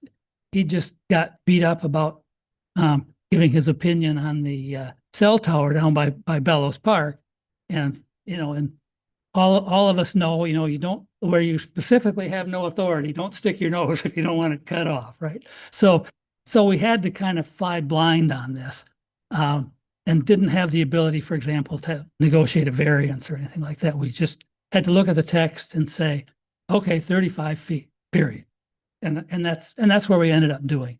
I think there were times that our designers got a little bit impatient with us, but we said, that's what we have to do, because the point of this, as welcome new commissioner, made the point, water quality is what we're all about here. None of this stuff works if we don't maintain the water quality. So, Ed, could I pause you just for a moment? yes, please. So we have spent a lot of time Yeah. hearing about the plan. Mhm. I believe that you personally walked some of the commissioners on site with them. Others have gone on their own to look at that location. We've gotten lots of feedback.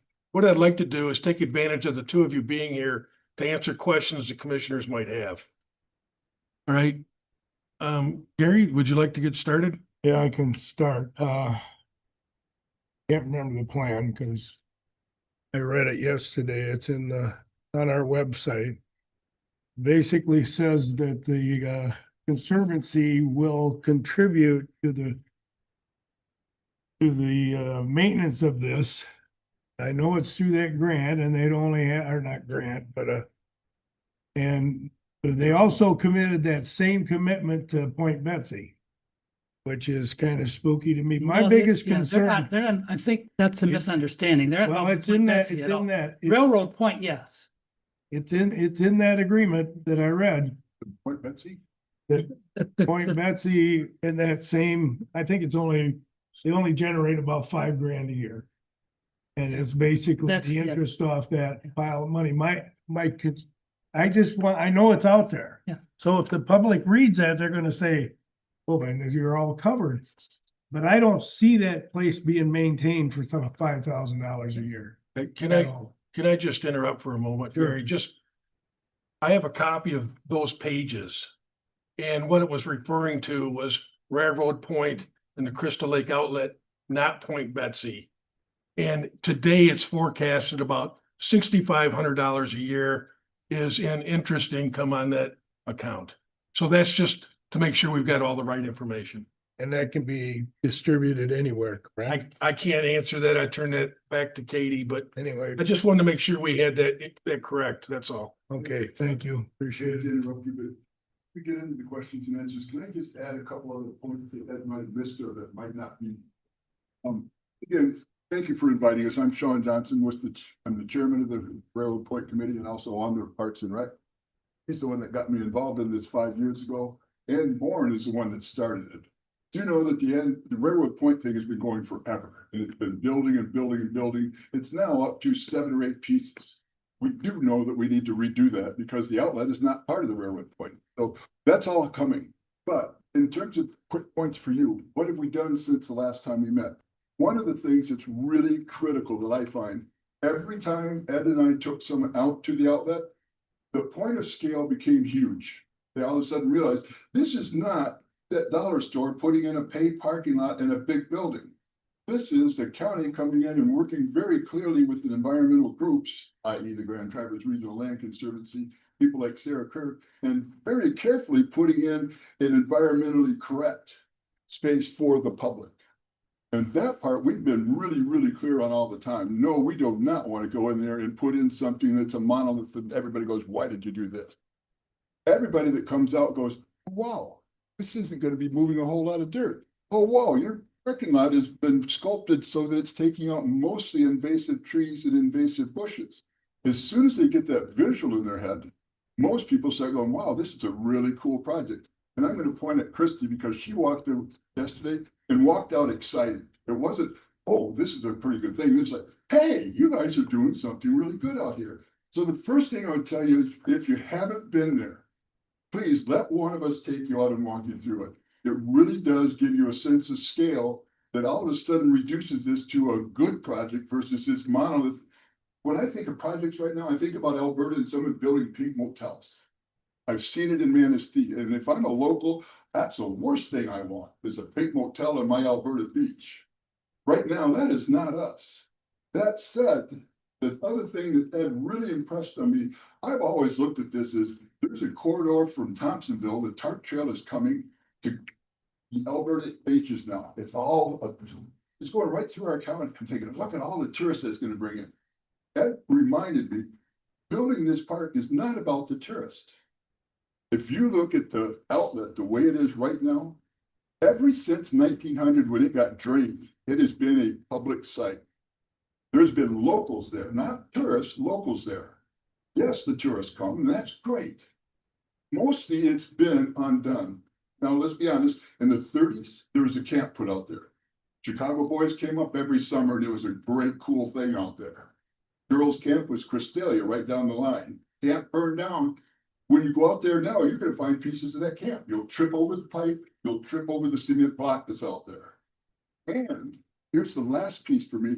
As I build this for locals, and that's my goal, make this so that I can go out there with my grandmother during the northern exposures, walk out to a dock that's only 50 feet from a parking lot in a wheelchair, and we get to watch the northern exposure. Now, yes, if the tourist comes and shares that with me, far out. But for me, building this is about us and taking care of us. That said, I thanked Mary Pritchard because the question and answer question, it was tough. We were all ready to go. Literally, we were ready to go. And everybody said, back up and take 2 steps. I'm, oh, Lord. It was literally like being at the end of a movie and all of a sudden you had to tell everybody what happened all the way up to the climax. We did it. And we realized it was the right thing to do. I thanked Mary. I was resenting what she said at first, and then I realized she was right.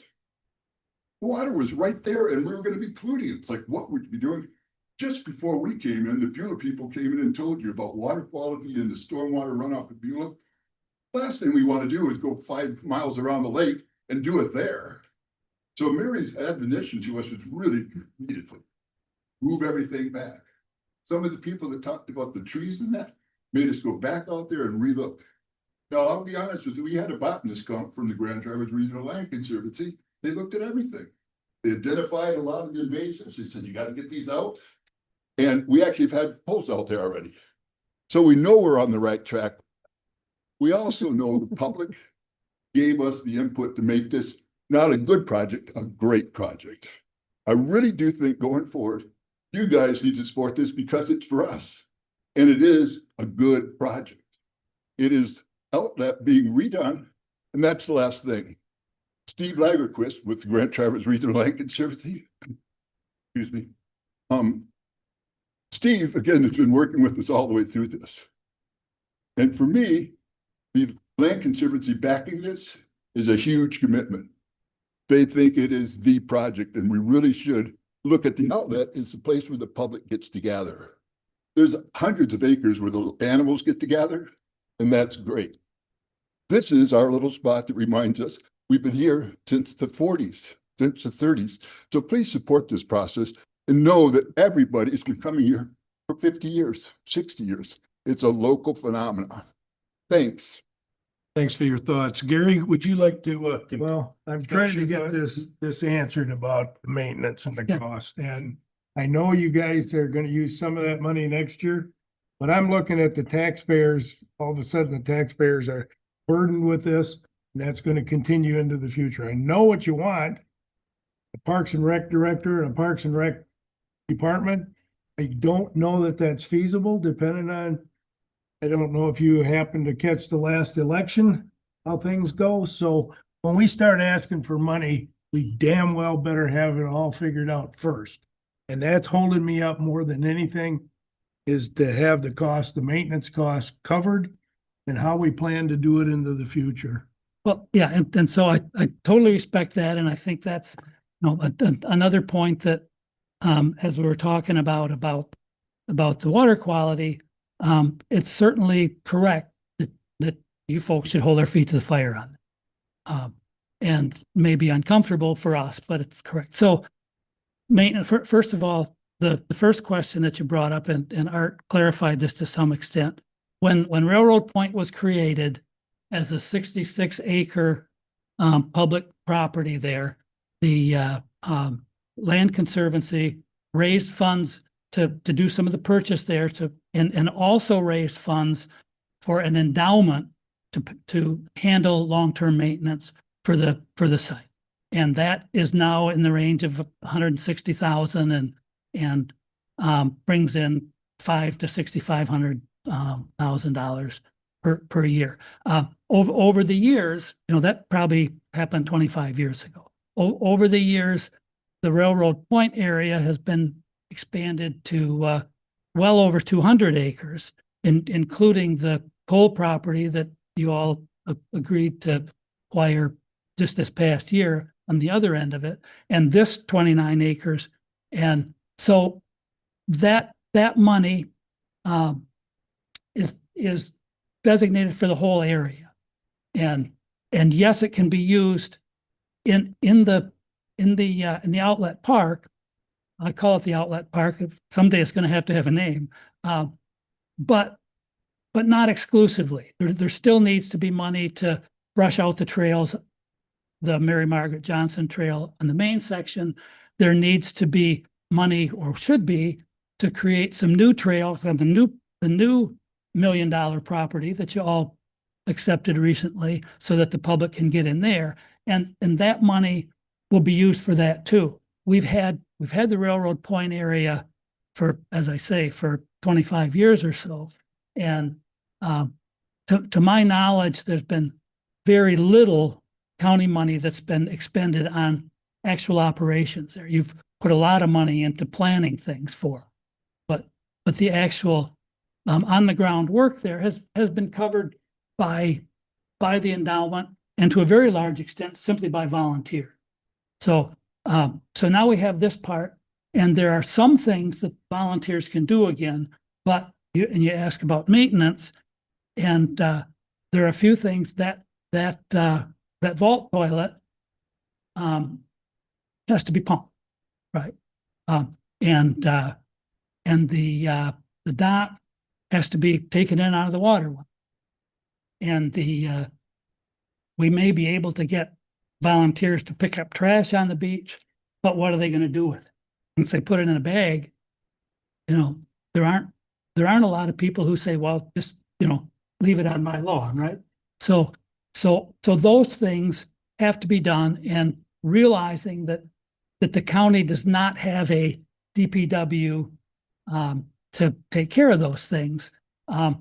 The expectation is that those things will have to be contracted out in some fashion. And my estimate for that is that in fact, that's probably a $5,000 annual project. And how do I arrive at that? Taking the dock in and out is a little shy of $1,000 twice a year. And it's not a big deal. There are 1,000 cottages around the lake that do it every year.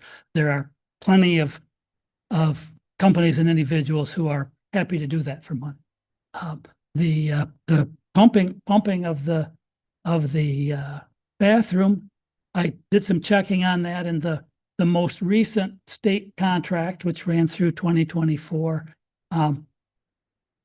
the pumping one of those only costs about $160 a year. The reason for that was that this company was pumping all of them.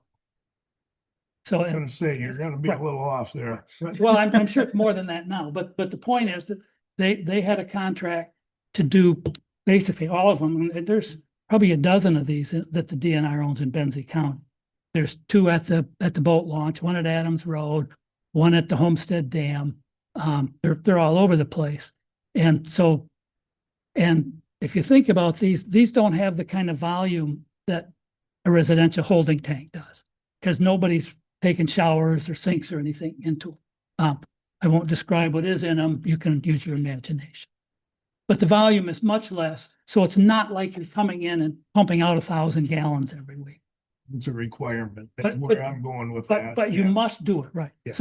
So I'm saying, if we can piggyback on the state's contract, we could probably do this for $300-400 a year.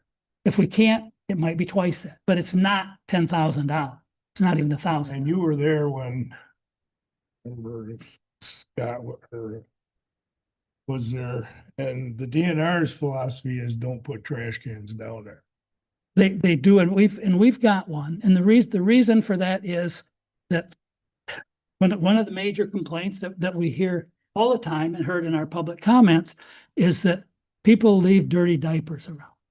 You proved that the other day. Yeah, when I we went. picked it up. So and the last thing the pumpers want is a bunch of disposable diapers.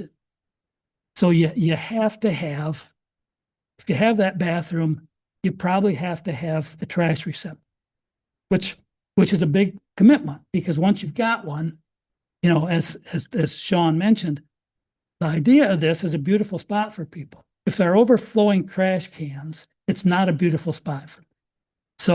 So you have to be able to have a method for eyeballing those every day, collecting them when necessary, which is probably every couple of days, over what is a 160-day summer. And so, you know, we have to build that into a budget, and it is be a lot cheaper to just not put one there. And the DNR often tries to do that. Our belief is that if you have that bathroom, you really have to have a trash can, because otherwise you're inviting people to throw whatever they have If in the you bathroom. have a trash can, you not only will get the trash Yep. from that, you'll get it from the neighbors. Ask Alberta. Well, yeah. Yeah. Well, we will get some, but there's a well-established park philosophy that if you create a culture, people honor that. You know, this goes back to Disneyland. Figured out that if you pick up all the little scraps of paper, people stop throwing them down.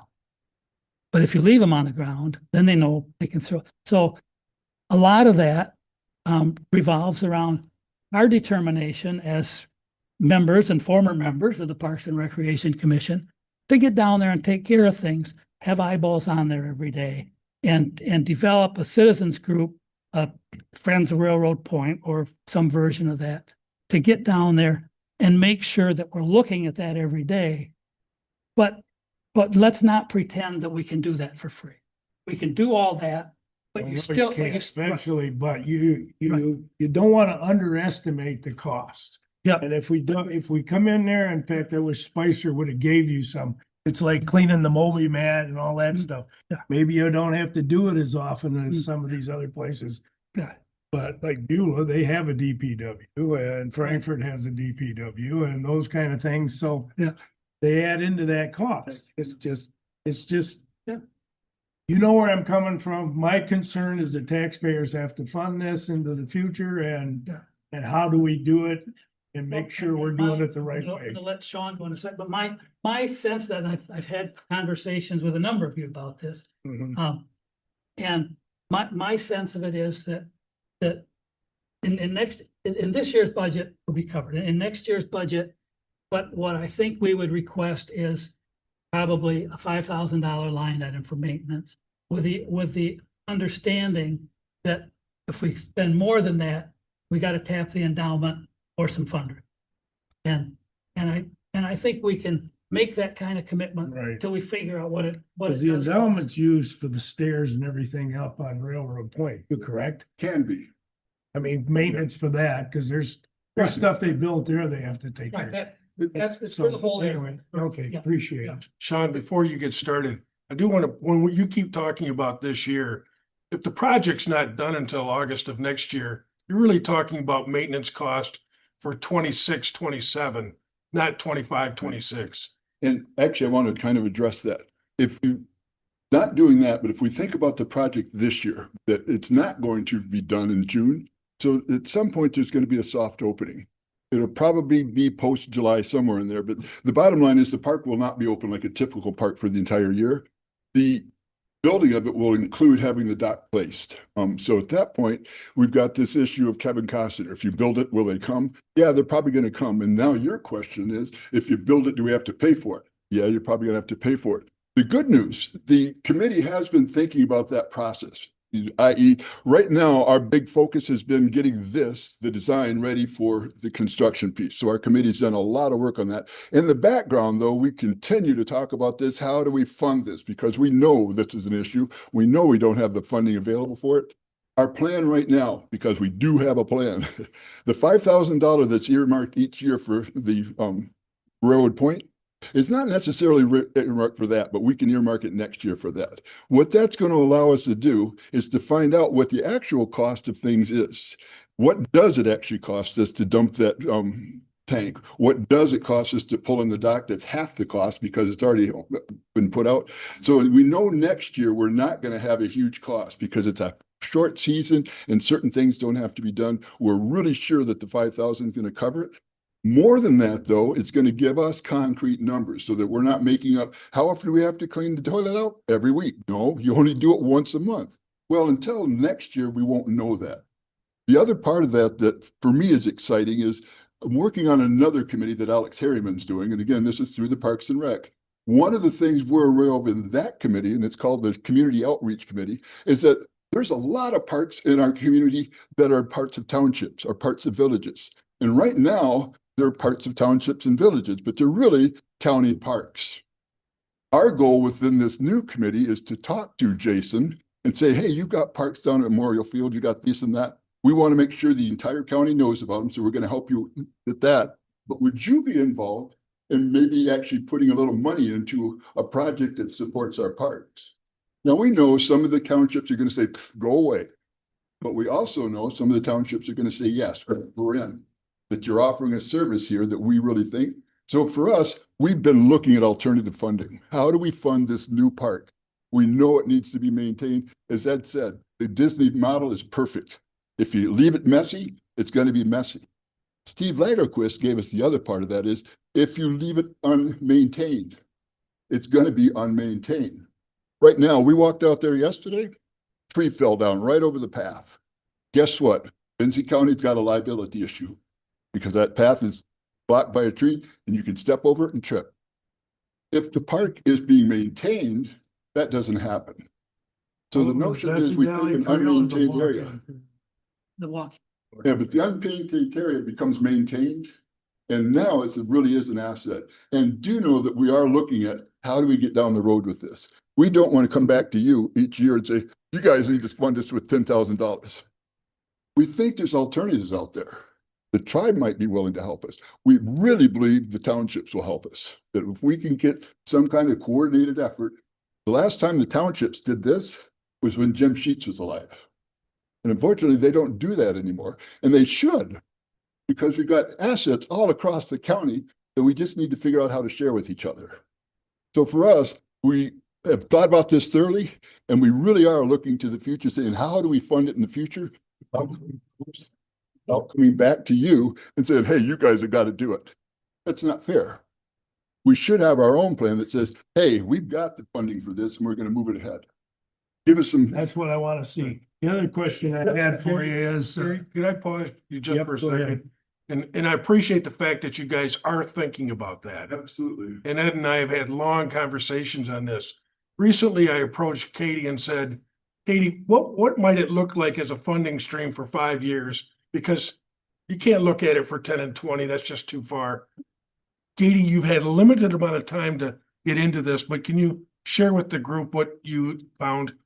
Yeah, sure. So the endowment fund that we do have set up with the county, there is about a $10,000 fund balance within that fund. So every year we anticipate the interest is coming in, and then we put out the expenditures for the conservancy. So there's been, years where there's a little more interest in what we've put out. So there's about a $10,000 fund balance in the endowment fund that could be utilized towards this, for next year or the year after. Given it's such a, small number per se, there's the opportunity to utilize the general fund balance towards this. We are looking to potentially go out for a millage next year, which part of that conversation could be Parks and Recreation and the maintenance of Parks and Recreation. So those are really the different funding streams that I've in the last 22 hours been able to come up with. Obviously, this will be budgeted within the general fund because the Parks Department is within the general fund. And each year we do put a little money aside into contingency. So those funds could be utilized towards this. We're eating at that contingency, of course, which is giving us no opportunity for those shortfalls that we may have during a fiscal year, but that funding is there. And when not utilized, it simply goes into the general fund. Those are funds that are not budgeted for a specific purpose. They're put in the contingency. So those funds also could be utilized for this small expenditure that's each year. Is that long-term? No. We have to come up with a plan long-term. If we build it, they will come. And so we do have to think about that for the short next few years, there's a various places that we could take that small amount of money from. Thanks, Katie. I didn't mean to cut you off, but I thought that was important for her to share that with It's us. time you cut me off.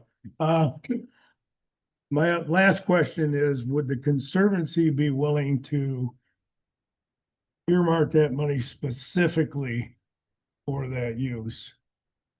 The endowment interest. It's already earmarked specifically for use Yeah, within but, railroad. but is it going to cover it? Would they say, take this money and earmark it specifically for this 29-acre section of your 250-acre park? I hope not.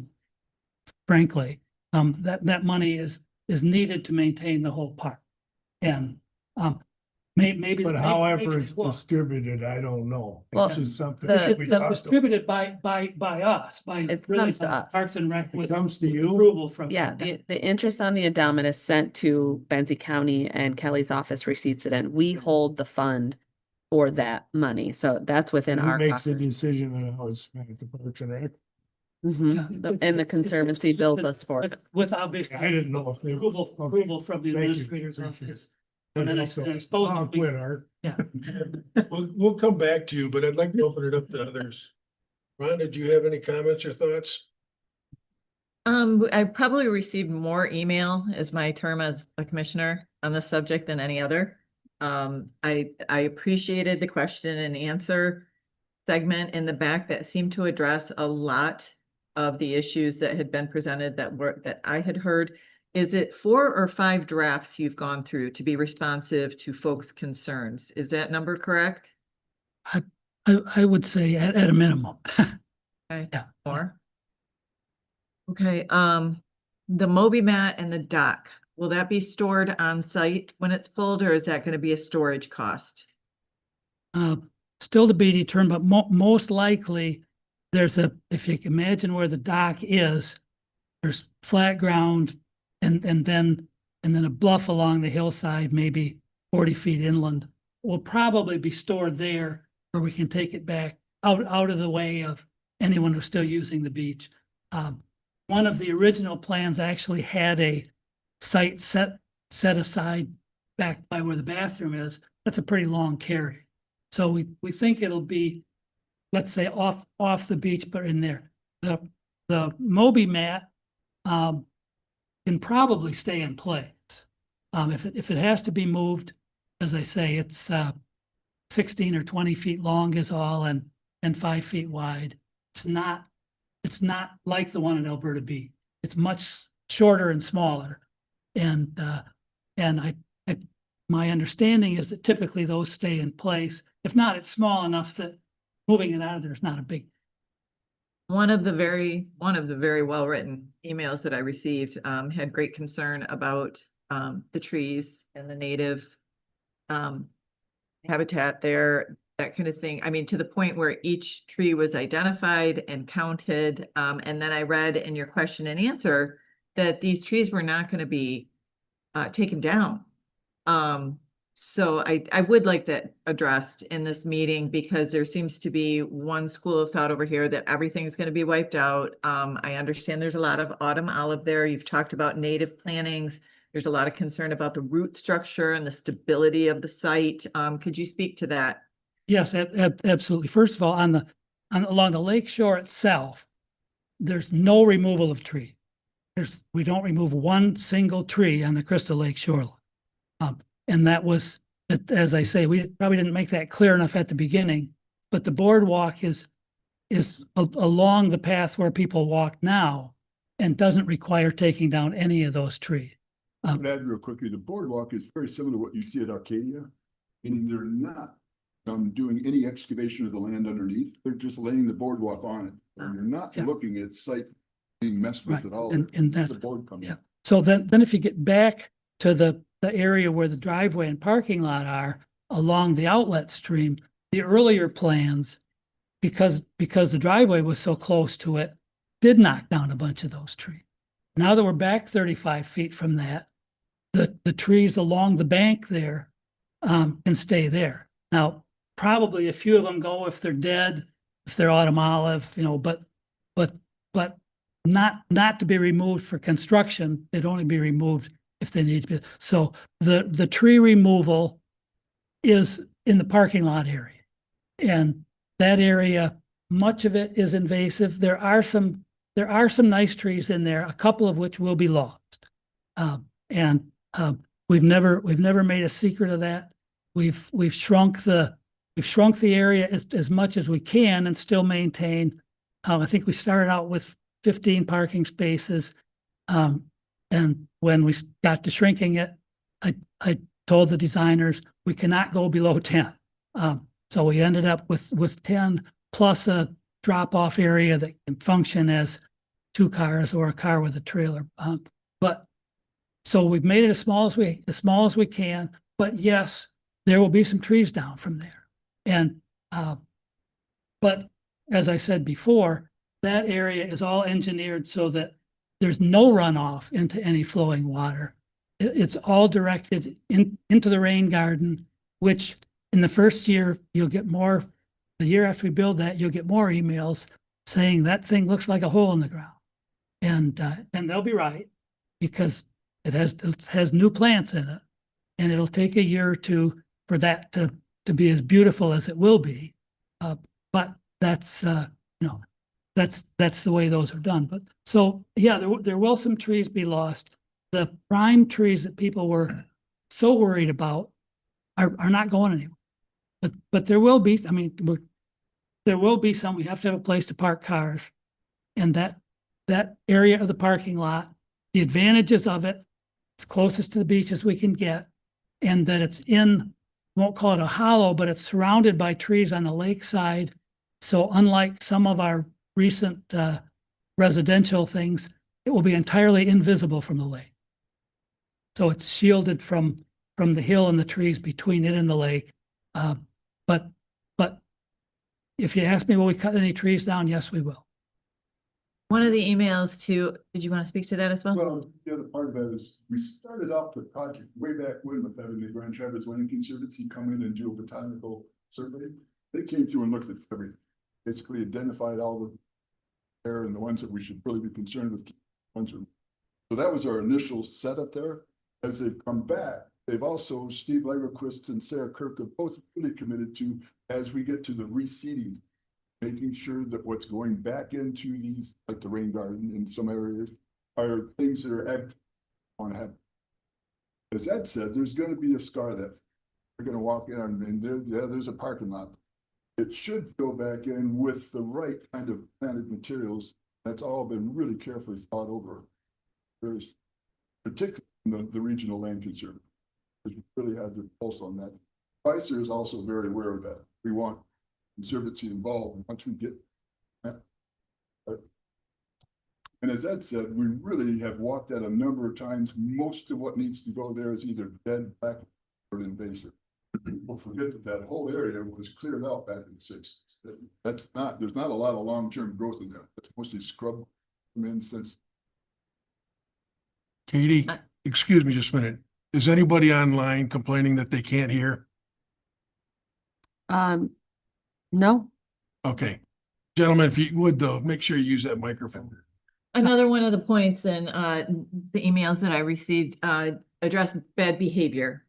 And the idea of folks not following the rules and tying off on the dock, which could cause damage to the, as much as you could have a crystal ball and anticipate that from time to time you are going to get some people behaving badly.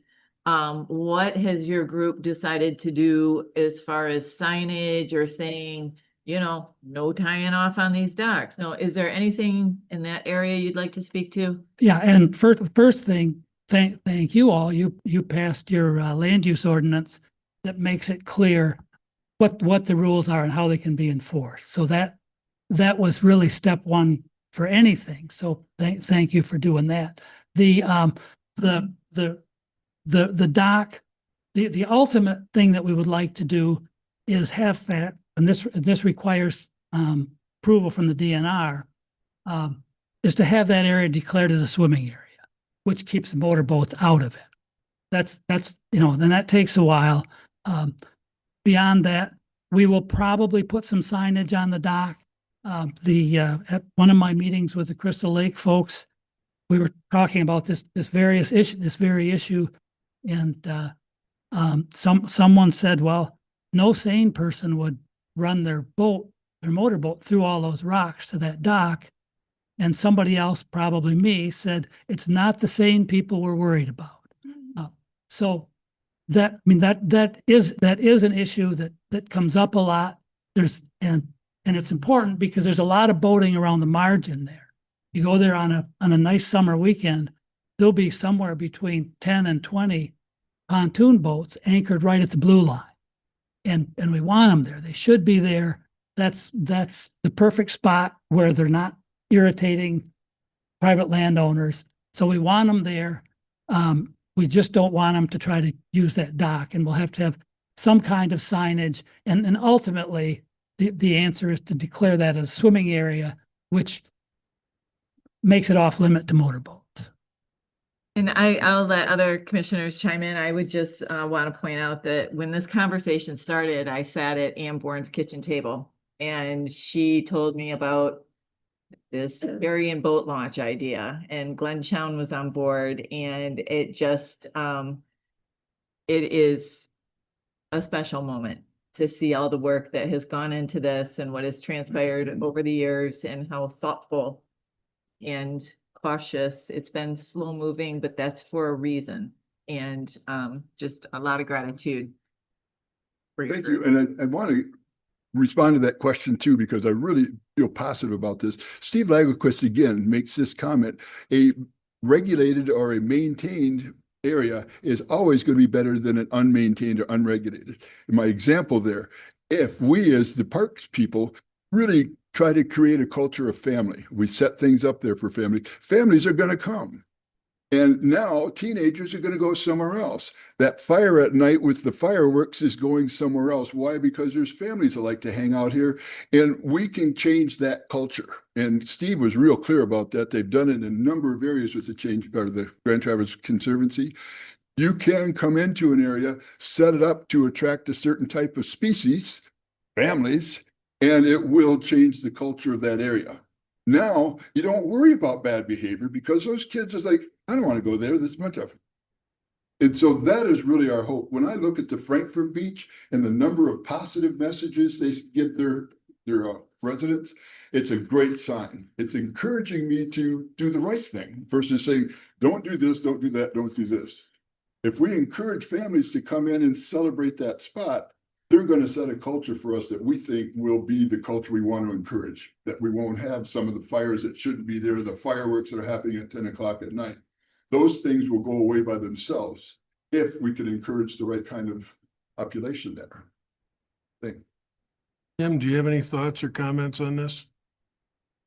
Yeah, I do appreciate the lot of work. This has been a long project. I started since before I was a commissioner, actually. I think you guys have an excellent project, a solution presented before us. I'm looking forward to seeing it go forward. Christie?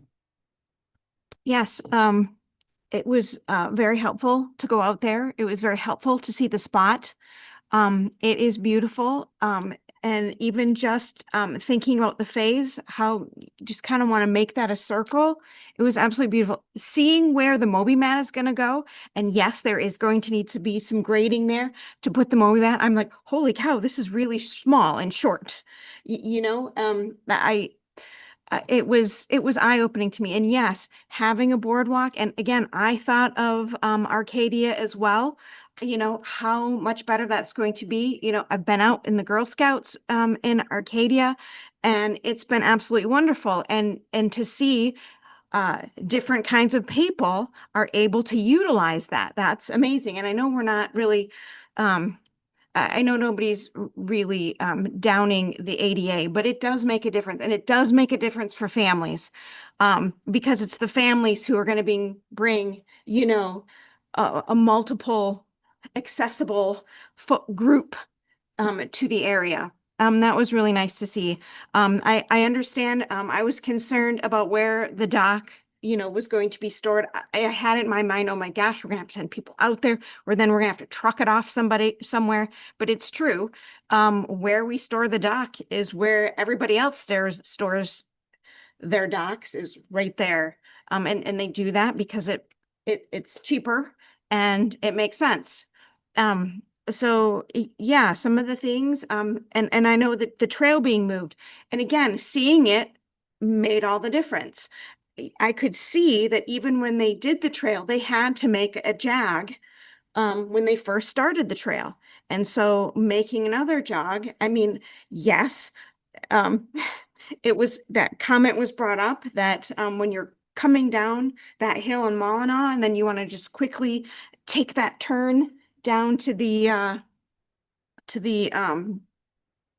Betsy Valley Trail, yeah, you're probably going to have to slow down now. But I mean, I can see that it's been moved once already, and to be moved again, I don't think that was big of a deal. They're going to move it. That bridge there needs some work anyway. We could kind of fix that up, move that around. I don't know. It looked. I was impressed. There was a lot of thought going into it. A lot of work's been done. I understand that a lot of the public comment has been listened to, and some things we can change, some things we couldn't. But I think on the whole, I see the vision, and it's beautiful. And I would certainly like to see this project go forward.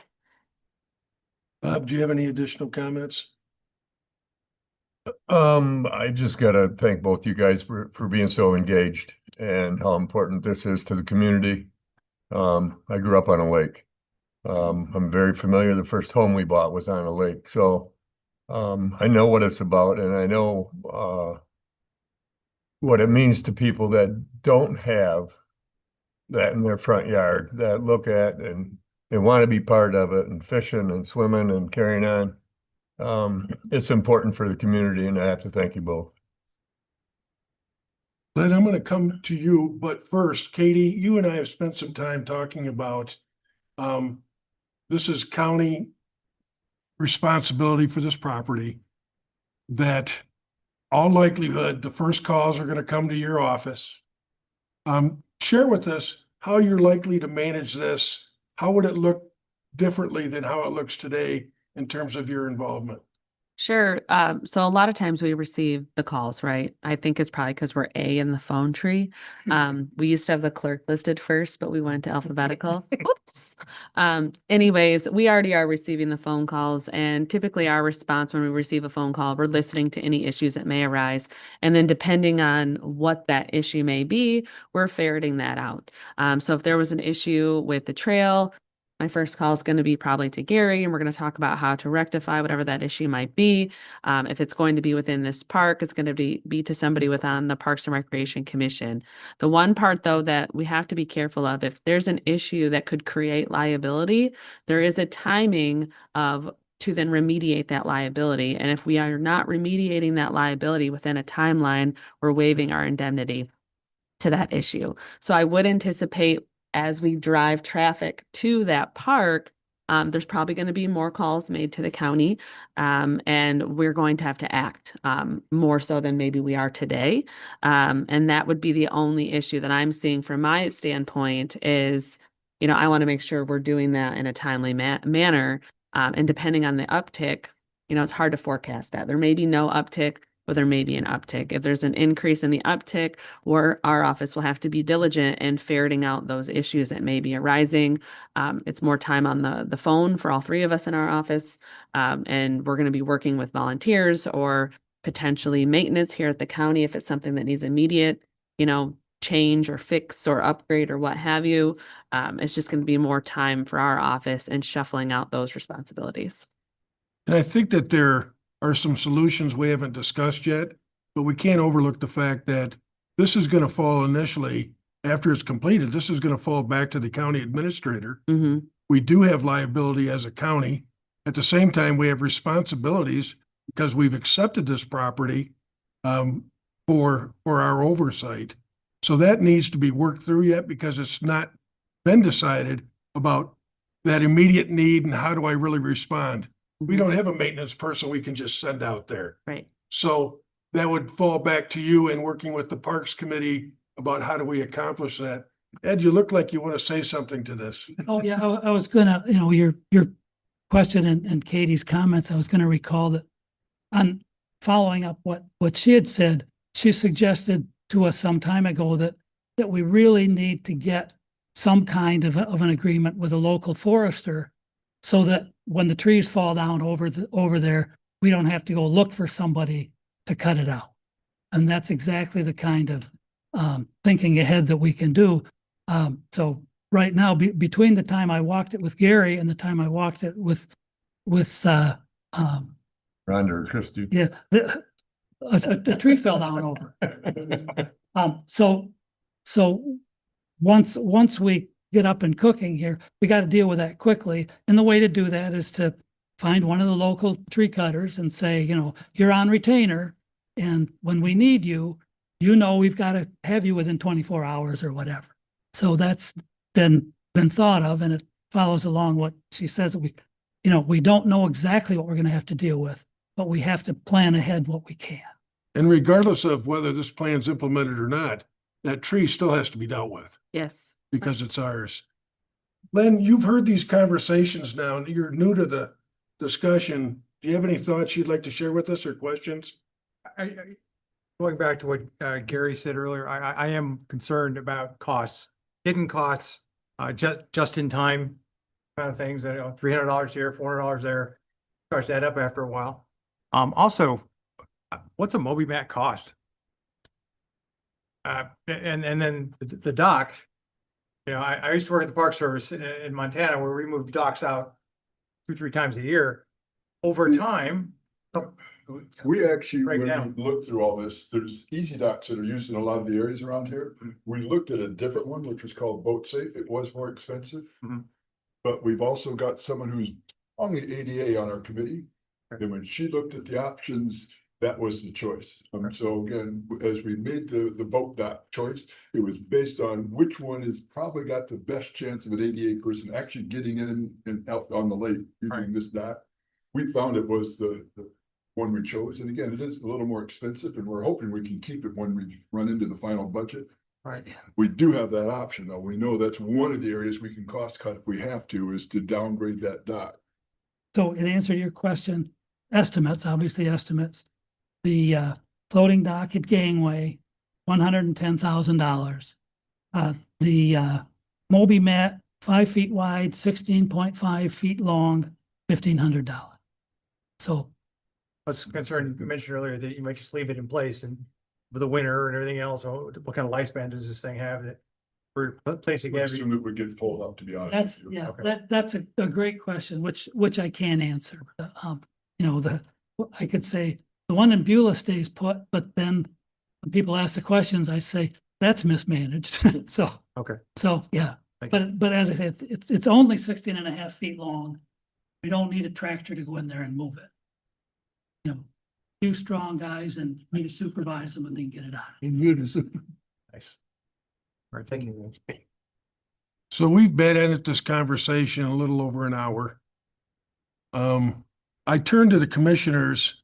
We have to take action one way or the other today. Is there other questions, comments that need to be made before you're comfortable in casting a vote?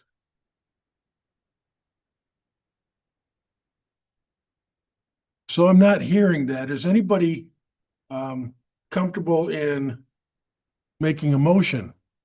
Silence on this would mean that we're not moving forward.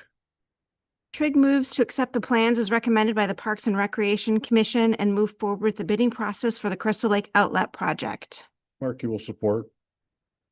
We need to open it up one more time to comments or questions. So once the bidding process starts, we'll have a better idea what it's gonna cost and what we can do. At the appropriate Yeah. time, I can give you the schedule for that. Okay. I would say that in this case, Tammy, you don't have to deal with it. It's all online. Okay. And under the DNR's rules, Spicer handles it, analyzes it, comes back to us with the amounts and with a recommendation. DNR pre-qualifies all the bidders and we're required with their wiggle room to accept low qualifying bidder, whatever that may be.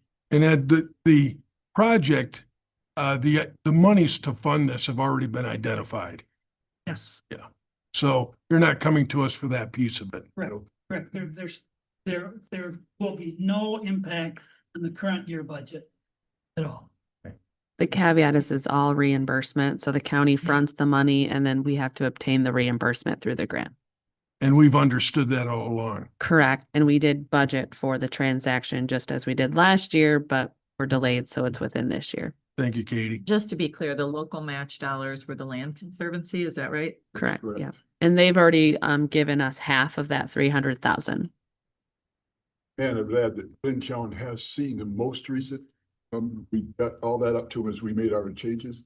And they were highly supportive of the changes and really appreciated the fact that we took the extra time to do that. They actually sent us a letter notifying us. We spent a lot of time educating ourselves. If there's nothing else, I'd call for the vote, please. Sauer, First, I'm gonna say, before I got here, I was against it. I'll vote yes. Trigg, Yes. Janat, Yes. Markey, Yes. Matthews, Yes. Nye, Yes. Roloffs. Yes. Motion carried. Thank you so much. We will not disappoint. Thank you. We certainly won't. We'll hold you We'll to it. continue. I know you do. Thank you. Enjoy this in the summer. Gary, I want to acknowledge the fact that it's uncomfortable being the first one to have to go for that. I appreciate your courage to cast that first vote.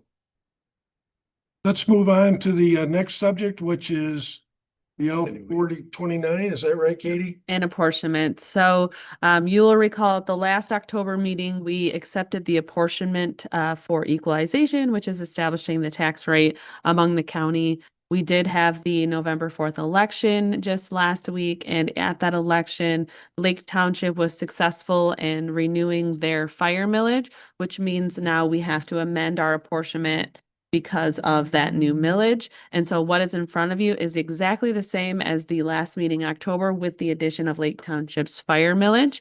And we are required to accept the updated apportionment with that new millage for equalization. Sorry, I didn't see the actual report Oh, in the packet. If it came in after Monday, I haven't even It's had a not chance to in look at there. my emails. Oh, I thought Leslie sent it on Friday. So let me pull up. Let me pull it up. If you pull up the packet from October 28th, our last meeting, The report is within there, and the only change is adding Lake Township's levy, which is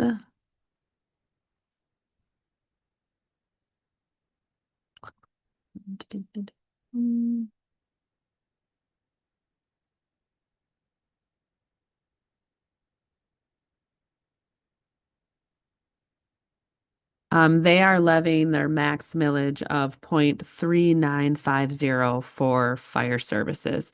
So the report is exactly the same that was accepted at the October meeting with the addition of Lake Township's levy that is only for Lake Township, Their voters have approved that. that the voters approved at the election on November 4th.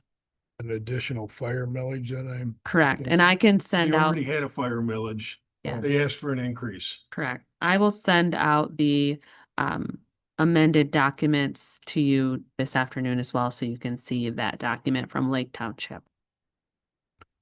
Voters made the choice, so I'll make the motion that the Board of Commissioners approves the amended 2025 apportionment report to include the updated tax levy in Lake Township. Correct. Matthew seconds. Any other comments, questions? If not, vote please. Brigg, Yes. Janat, Yes. Markey, Yes. Matthews, Yes. Nye, Yes. Roloffs. Yes. Sauer, Yes. motion carried. Very good. Would you like to introduce the next one, Paula?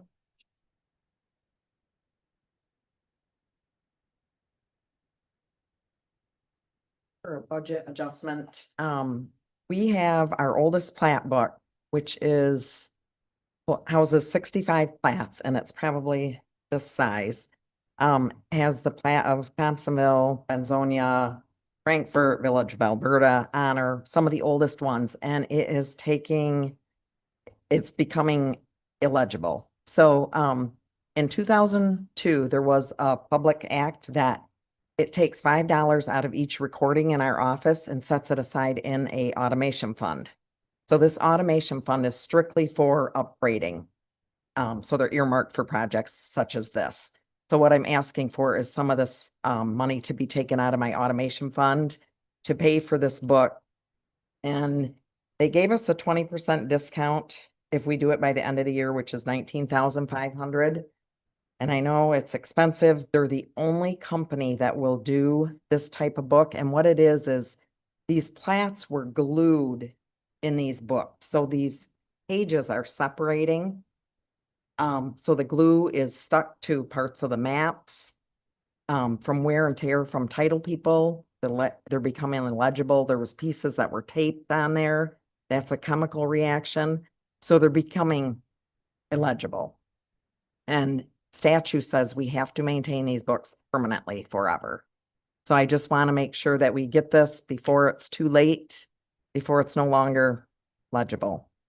I know we do have online, people can pull up and see them online, but a lot of times they're shrunk down so bad, we still have to pull the original books and verify dimensions for attorneys or appraisers, because you can't read all the numbers online.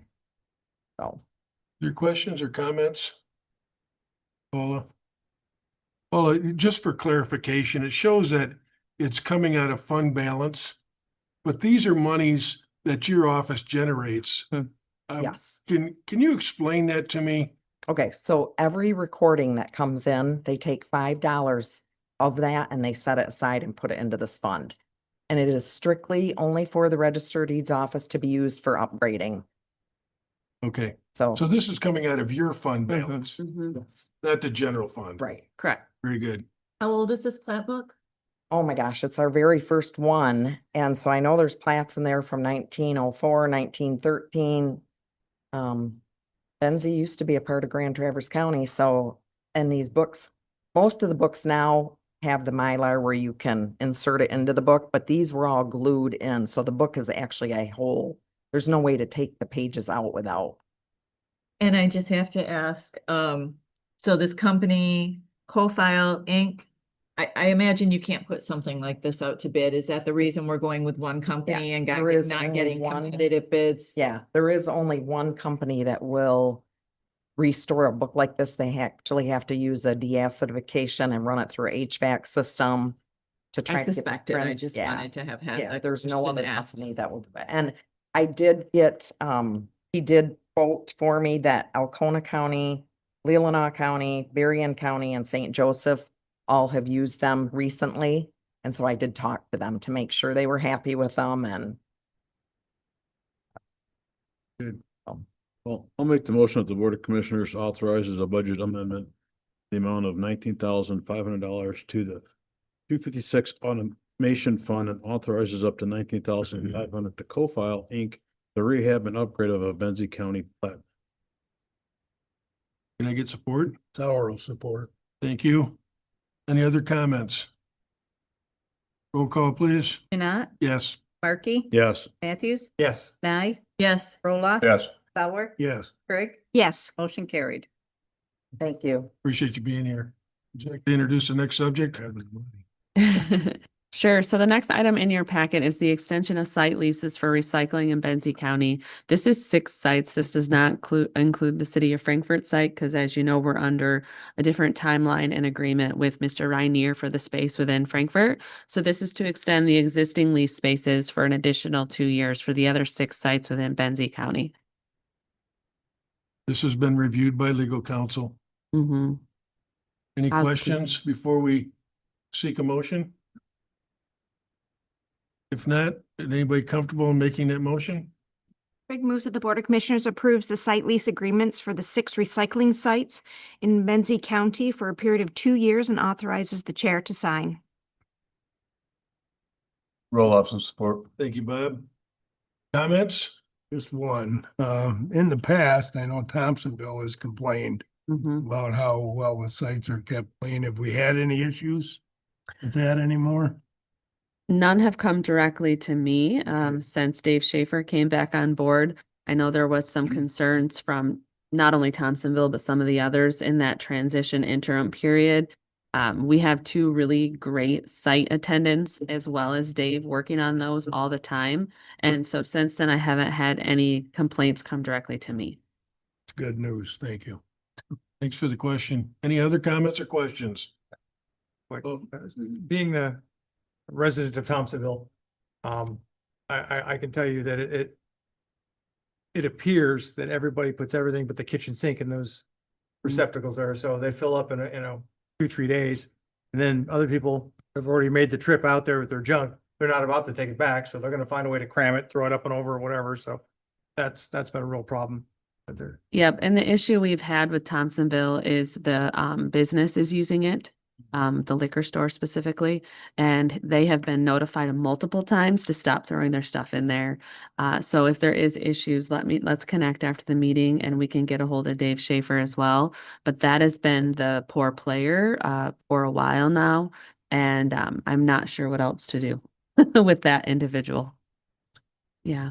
All right, thanks, Lynn. I call for the vote, please. Markey, Yes.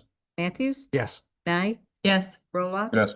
Sauer, Yes. Craig, Yes. Janat, Yes. motion carried. Katie? The next item in your packet is an agreement for copier maintenance with NetLink Business Solution.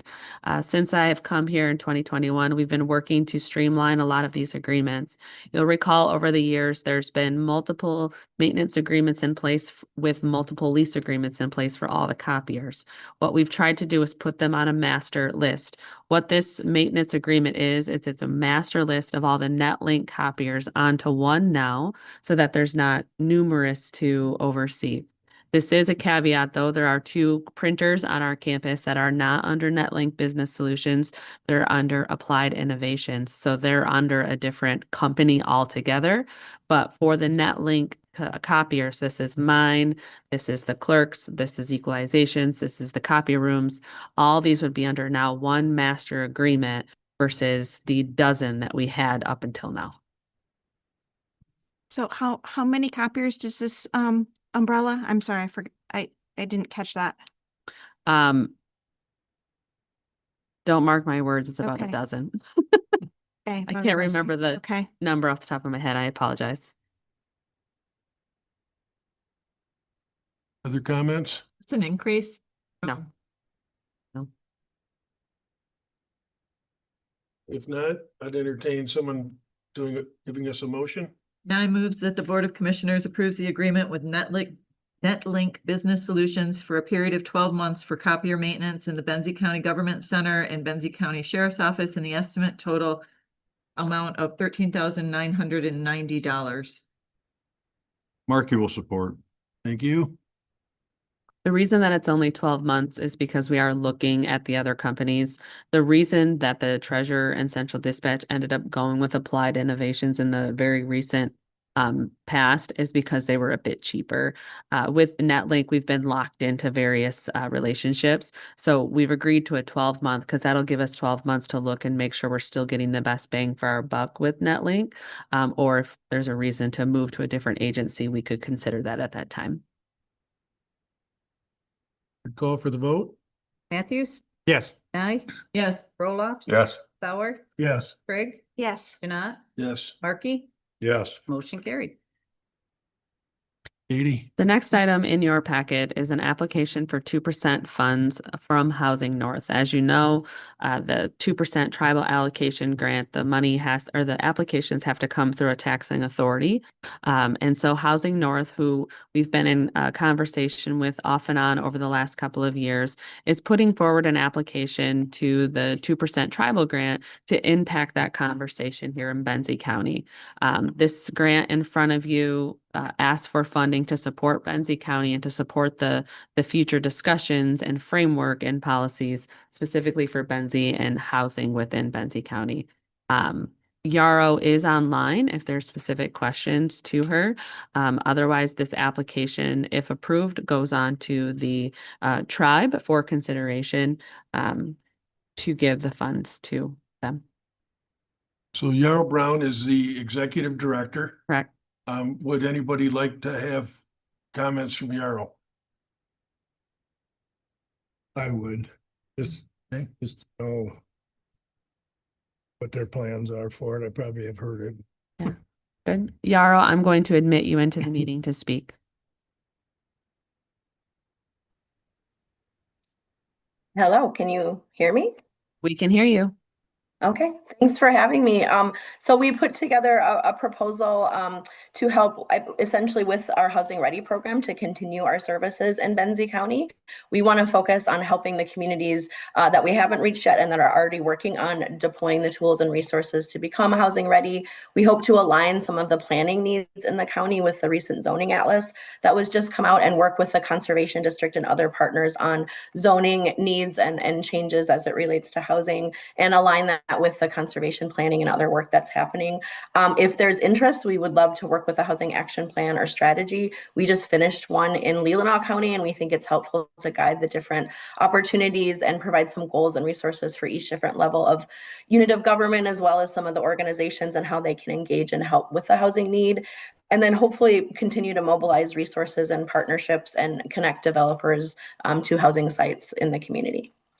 I can, dive in deeper, but I would just say that right now the progress we're tracking in Benzie County shows there's about 358 units either in progress or permits that have been pulled, and the need for the whole county is about 1,508 units. So there still is a need for housing in your community, and we're here to try to help. Is there any questions or comments for Yarrow? Thank you. Thank you. Yarrow, this is Art Janat. I appreciate you making yourself available today, and I appreciate the fact that your agency is taking a lead role for our region.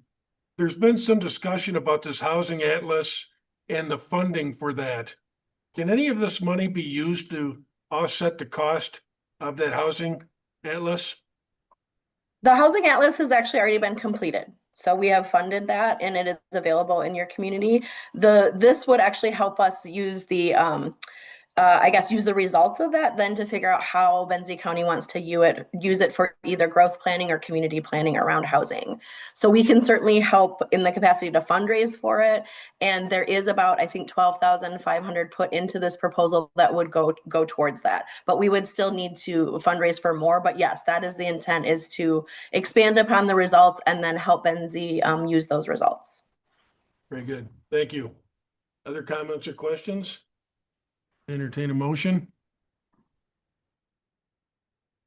I'll make that the Board of Commissioners approves the grant application for tribal council allocation of the 2% funding on behalf of Housing North and authorizes the chair to sign.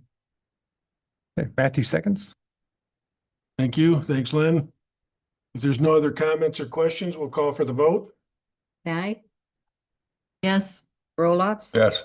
Sauer, Yes. Craig, Yes. Janat, Yes. Markey, Yes. Matthews, Yes. motion carried. Okay. Yarrow, thanks for being available. The next item in your packet is another 2% tribal allocation grant application. This is one that you've seen before. This is from Horse North Rescue. They also applied for funding in the summer cycle to support their efforts with their horse rescue group. And again, this is in front of you. It's the same sort of premise of the request to support the rescue in general with needs for the equine that they are taking in on a rescue basis. They were unable to be here this morning or be online. Can you tell me where they're located these days? They're located in Inland Township. I don't remember the road off the top of my head. I believe it was on Bendon now. Or Betsy River, sorry. They moved to Betsy River on Inland Township. Were they successful last time? Yes. Yes. I think The only thing that I would comment on is that last year they came to us because previously it had been Leelanau County that had been sponsoring them. And when they moved their operations to Benzie County, they needed somebody in Benzie County to sponsor it. So they've been a beneficiary of this grant for more than just a year. Yeah, they had went to Inland initially and Inland was uncomfortable using this process. I don't know if Inland's ever done it before. So they then came to Benzie County. And because you've supported it once, they came back to us again versus going to Inland. Yeah, in their application, it goes as far as back to 2019 that they've been a recipient of Yeah. 2%. I think they're the only equine horse rescue like north of Clare. So they serve all of northern Michigan plus the UP. So they are like the sole source rescue for equine is my understanding for north of Clare. I'd entertain a motion. Trigg moves that the Board of Commissioners approves the grant application for tribal council allocation of 2% funding on behalf of Horse North Rescue and authorizes the chair to sign. Carl second. Thank you. Any other comments or questions? Hearing none, roll call please. Roloffs, Yes. Sauer, Yes. Craig, Yes. Janat, Yes. Markey, Yes. Matthews, Yes. Nye, Yes. motion carried. Okay, so the next item is a closed session for the evaluation of the administrator. We're at noon. Would anybody like to take a 15-20 minute break? Yes, please. Okay, so we'll adjourn again we'll Reconvene. thank you, at 20 after, let's go for 20 after 12. Okay, I got.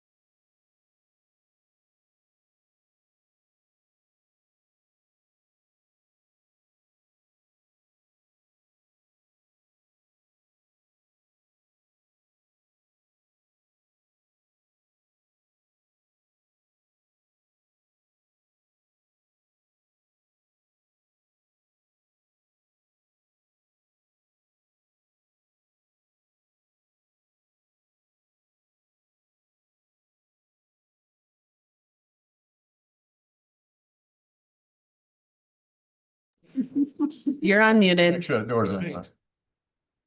We'll call it back into session at 12:21. And we need a motion to go into closed session. The motion that I'm going to propose is at the request of the county administrator, the Board of Commissioners enters into closed session to consider personal evaluation as permitted by MCL 15.268A. Would anybody like to make that motion? I moved. Thank you. Strickle second. Thank you. If there's no objections, we will roll call that. Janat, Yes. Markey, Yes. Matthews, Yes. Nye, Yes. Roloffs. Yes. Sauer, Yes. Trigg, Yes. motion carried. Okay.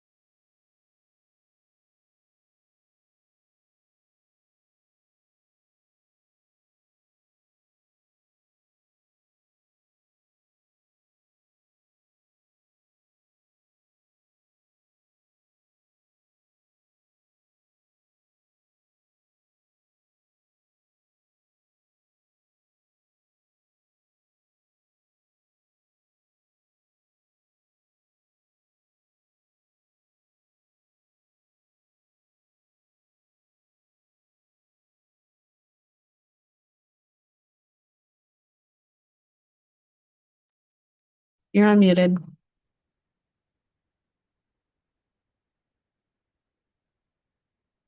Okay, we'll call it back in session at 1 o'clock. Yep. Is there anything we need to act on in the public regarding our discussions? If not, I believe the next item on the agenda is appointments. Correct. So the first appointment in your packet is regarding the Materials Management Advisory Committee. This is our local committee. This is not the overall regional committee. We do have two folks who are expiring at the end of the year. One is Miss Annie Browning and the other one is Corey Brown. I do have both of their applications. They did miss the packet, but I will happily forward those on to everybody. Both of the applicants are interested in seeking reappointment. This is on our website and will be in the paper. And so far we've received 0 additional applications related to that committee. So we have proposed 2 motions in your packet for you to consider. That's all I'll have to say. What's your pleasure, folks? Well, move to reappoint both of them. How's that? I'd support that. I don't know where I'm supposed to. Andy, you saw the formal, Yes, I did. okay. Want me to read it? It's up to you. No, we're good. Okay. We can do that in voice vote, Roll call. please. Roll Mark- call. Markey, Yes. Matthews, Yes. Nye, Yes. Roloffs. Yes. Sauer, Yes. Craig, Yes. Janat, Yes. motion carried. Okay, and the Transportation Authority, who served on that interview committees? Would any of you like to address that or make a motion? I'd be happy to make the motion as soon as I find it. You got it? But reading here, the top one, Right the there. bottom one. That the resignation of Doreen Strange be accepted and that Kayla Russell be appointed to the Benzie Transportation Authority seat held by Dave Davis, term expiring April 30th, 2028, and that Michael Smith be appointed to the Benzie Transportation Authority seat previously held by Doreen Strange, term expiring April 30th, 27, as recommended by the ad hoc committee. Markey will support. Open it up to discussion. For the benefit of the committee or for the commissioners, we did get Doreen's resignation in writing. Yes, So we acted on that appropriately. Packet. it should have been. Any other comments or questions? Hearing none, we'll call for the vote. Matthew, Yes. Nye, Yes. Roloffs. Yes. Sauer, Yes. Craig, Yes. Janat, Yes. Markey, Yes. motion carried. You know, I do want to comment that looks like you had some good candidates. And I hope that some of these candidates will consider applying for, Other position. thank you, Bob, and because we need good candidates. Our goal is to put people on boards that they bring the right skill sets to. All right, with that, we will move into commissioner reports. And we'll start with, let me check the notes. Gary, we start with you this time. Yeah. Well, I had a lot of meetings on the 11th for some reason. I don't know what the actually Monday and then last night. Those two, write anything down? Was the village of Thompsonville on Monday. Little rough on Chris Parrish. Parrish came to explain, thank you for the millage, and this is what we're trying to do. And for some reason, it got carried away. And so to hopefully remedy this, we're going to take the fire chief and Jim, for his last name, Jim Frankie, and maybe sit down and have a discussion about their concerns and go from there. Chris is very good at this. He has the same problem I have, at least that's what he says, is I'll say what I think and so, but I thought he did exceptionally well. Part of the problem is we send out somebody to an accident and they need ALS or whatever. We actually have been losing money by doing that and benefiting the other communities, and they don't see it that way, obviously. So, because they're the only ones that can transport those. And so I think it's just getting an understanding. We'll start with a discussion with those folks and see where we can go from there. Nobody's trying to take anything over. Nobody's trying to manipulate things. We're just trying to make things right. I thought that was good. And if you see Chris, thank him for what he's been doing. I appreciate it. And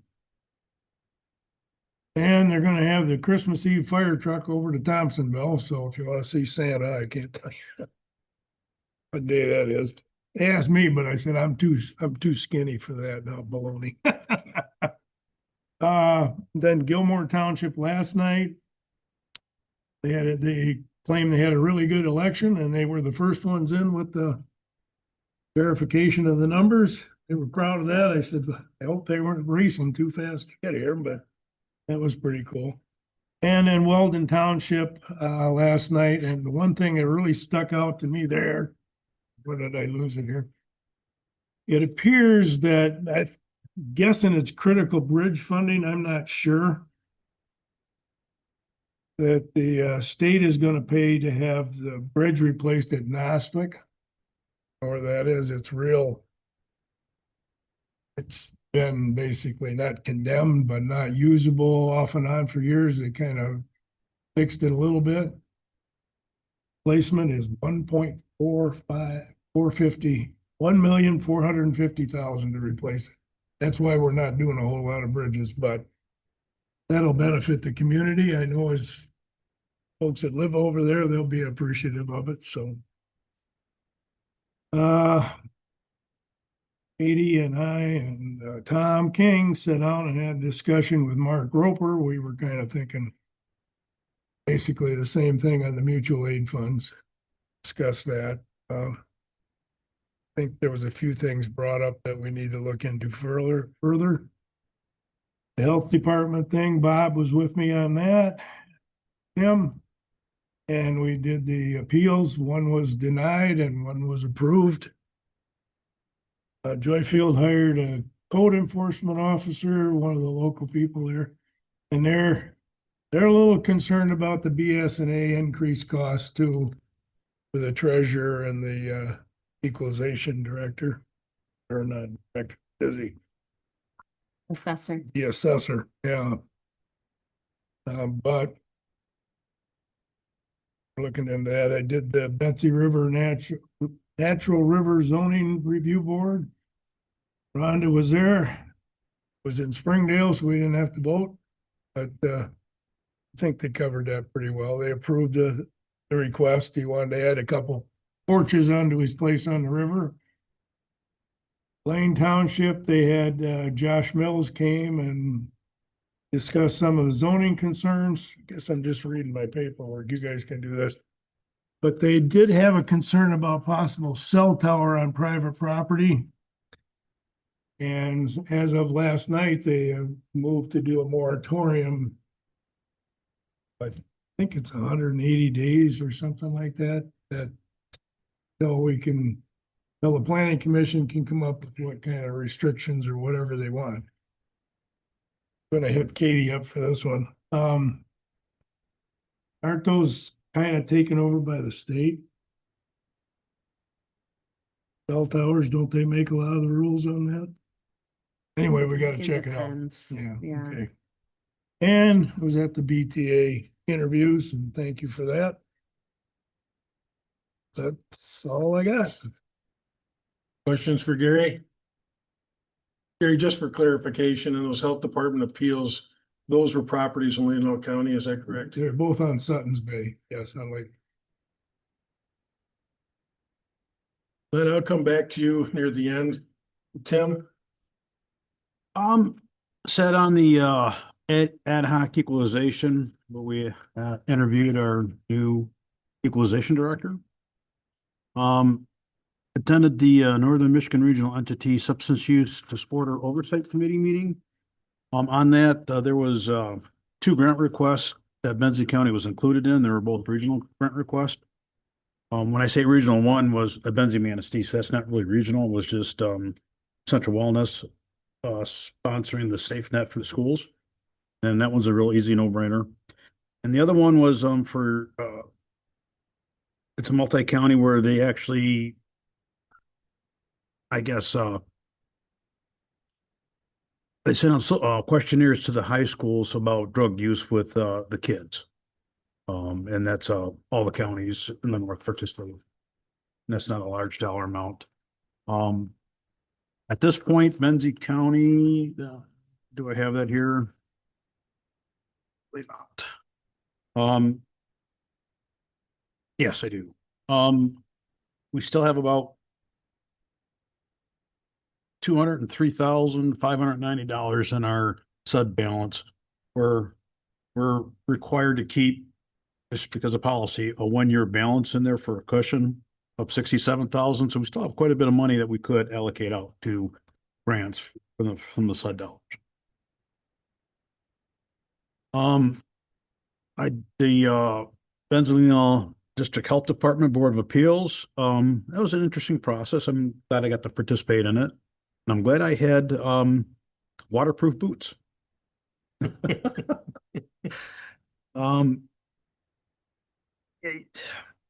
I don't want to go into any details on that. It was an interesting process. And like Gary said, we approved one and denied the other.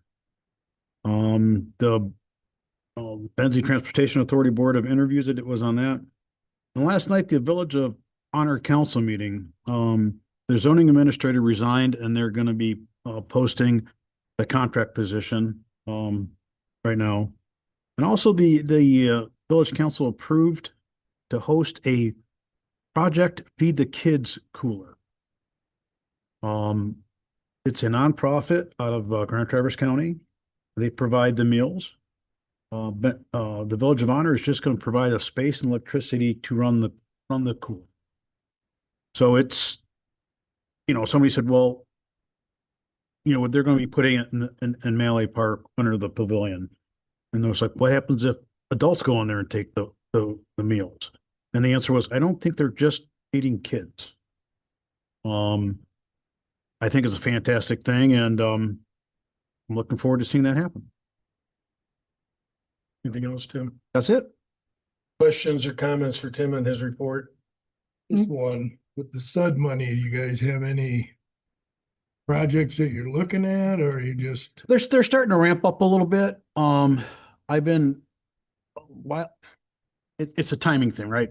I kind of started nudging like the jails, the courts and stuff, saying, we got this money building up, we need to start using it. Now we're starting seeing some more and more requests come in. So do I have any new ones that I'm aware of? No.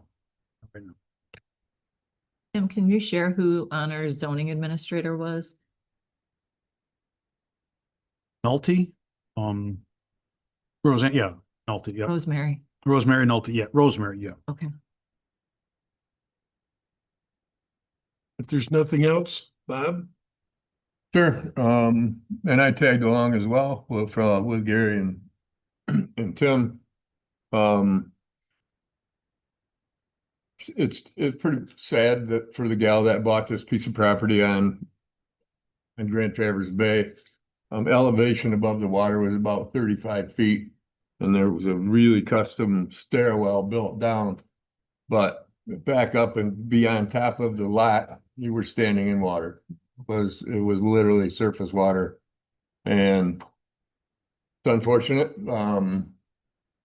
Bought the lot at a reduced price, and there's no reason why she didn't, but it just wouldn't work. I mean, there was just too much water there. So unfortunately we had to deny that.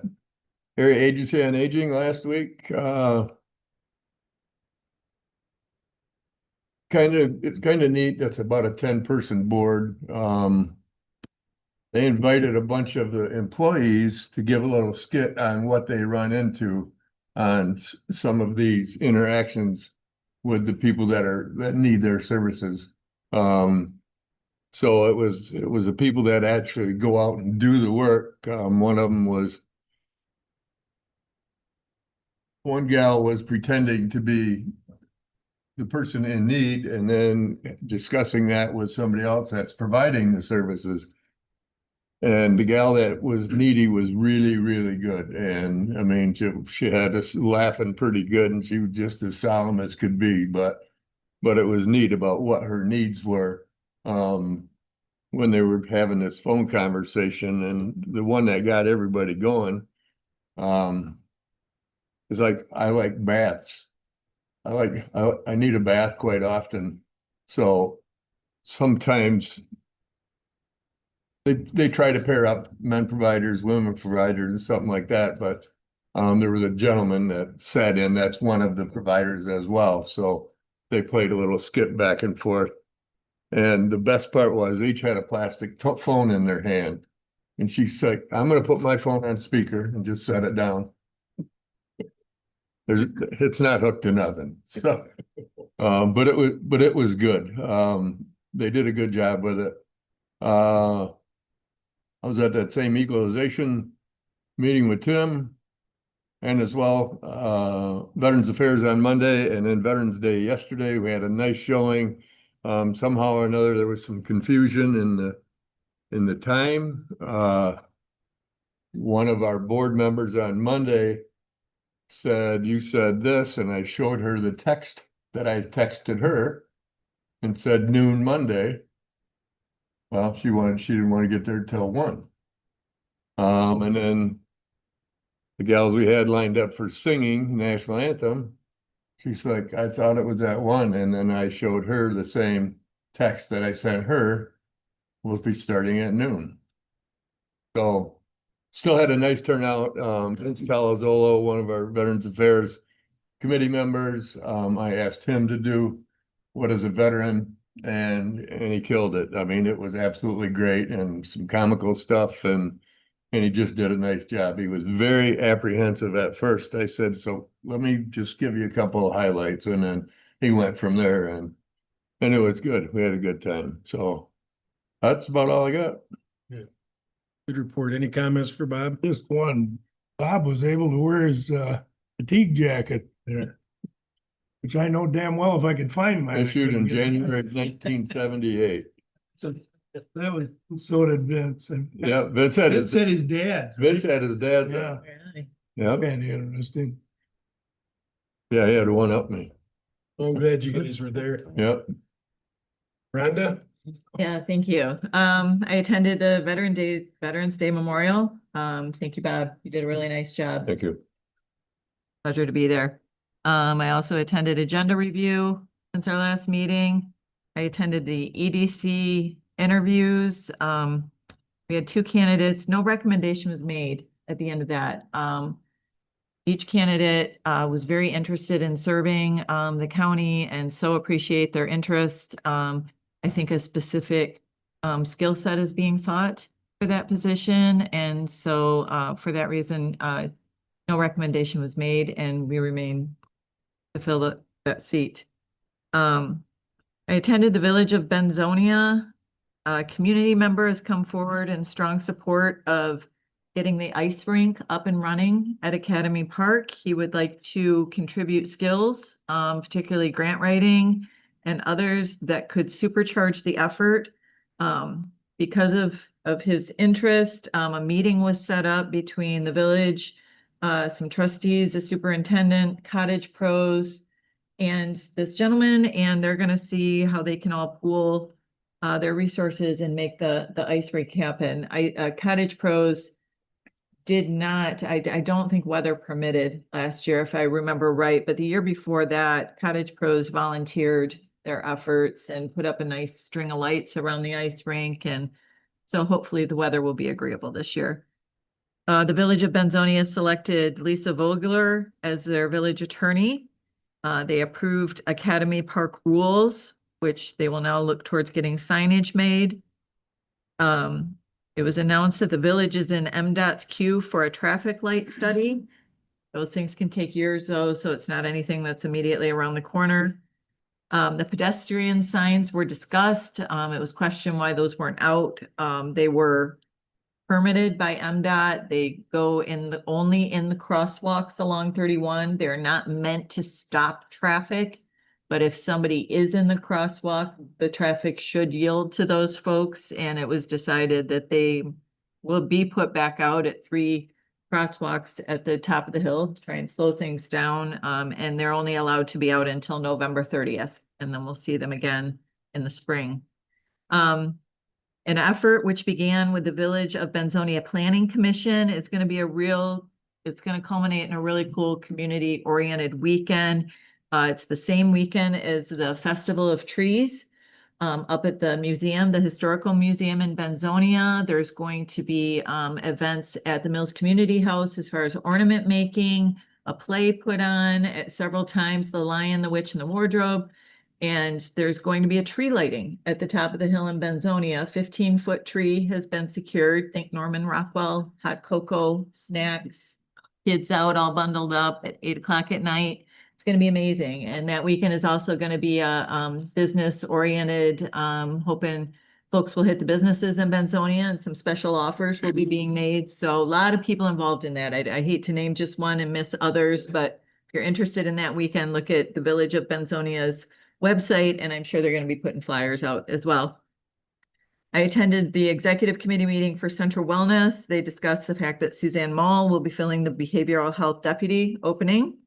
It was discussed that Northern Lakes rejected the approval to forgive the $3 million that was owed, and now 2018 and 19 will be audited, and 3 other years that were audited will be reviewed. Chip's evaluation was discussed. His evaluation was a little bit different than our administrators, where we have a rating 1 through 5. Chip's is 0 through 2. And he received all 2s. But it was kind of discussed that perhaps it should be a bit broader to open up a little more conversation and identify some other things. So I'm sure that will be talked about tomorrow at our full board meeting. I attended the land bank meeting. They're working on developing a mission and a vision statement. They are currently land bank 1.0 with no inventory, and they need to move to land bank 2.0. So they're focusing on 4 pillars, which was tossed around at the meeting and will be brought back next month. Encouraging economic opportunity, blight impact, partnering with affordable housing opportunities, and creating information campaigns or a toolbox to assist and educate community leaders. I attended the Water Smart Land Use Committee. Their meeting has been moved to the first Tuesday of the month at 1 o'clock. They named the tool that we approved through Caligo. It has been named the Zone. They would like the new equalization director to be on board, not to run that project, but just to be an integral part of its development and know what's going on with it. So that was discussed. Their next step is going to be a meeting with Gary at Caligo. It only is going to be a couple months to get up and running.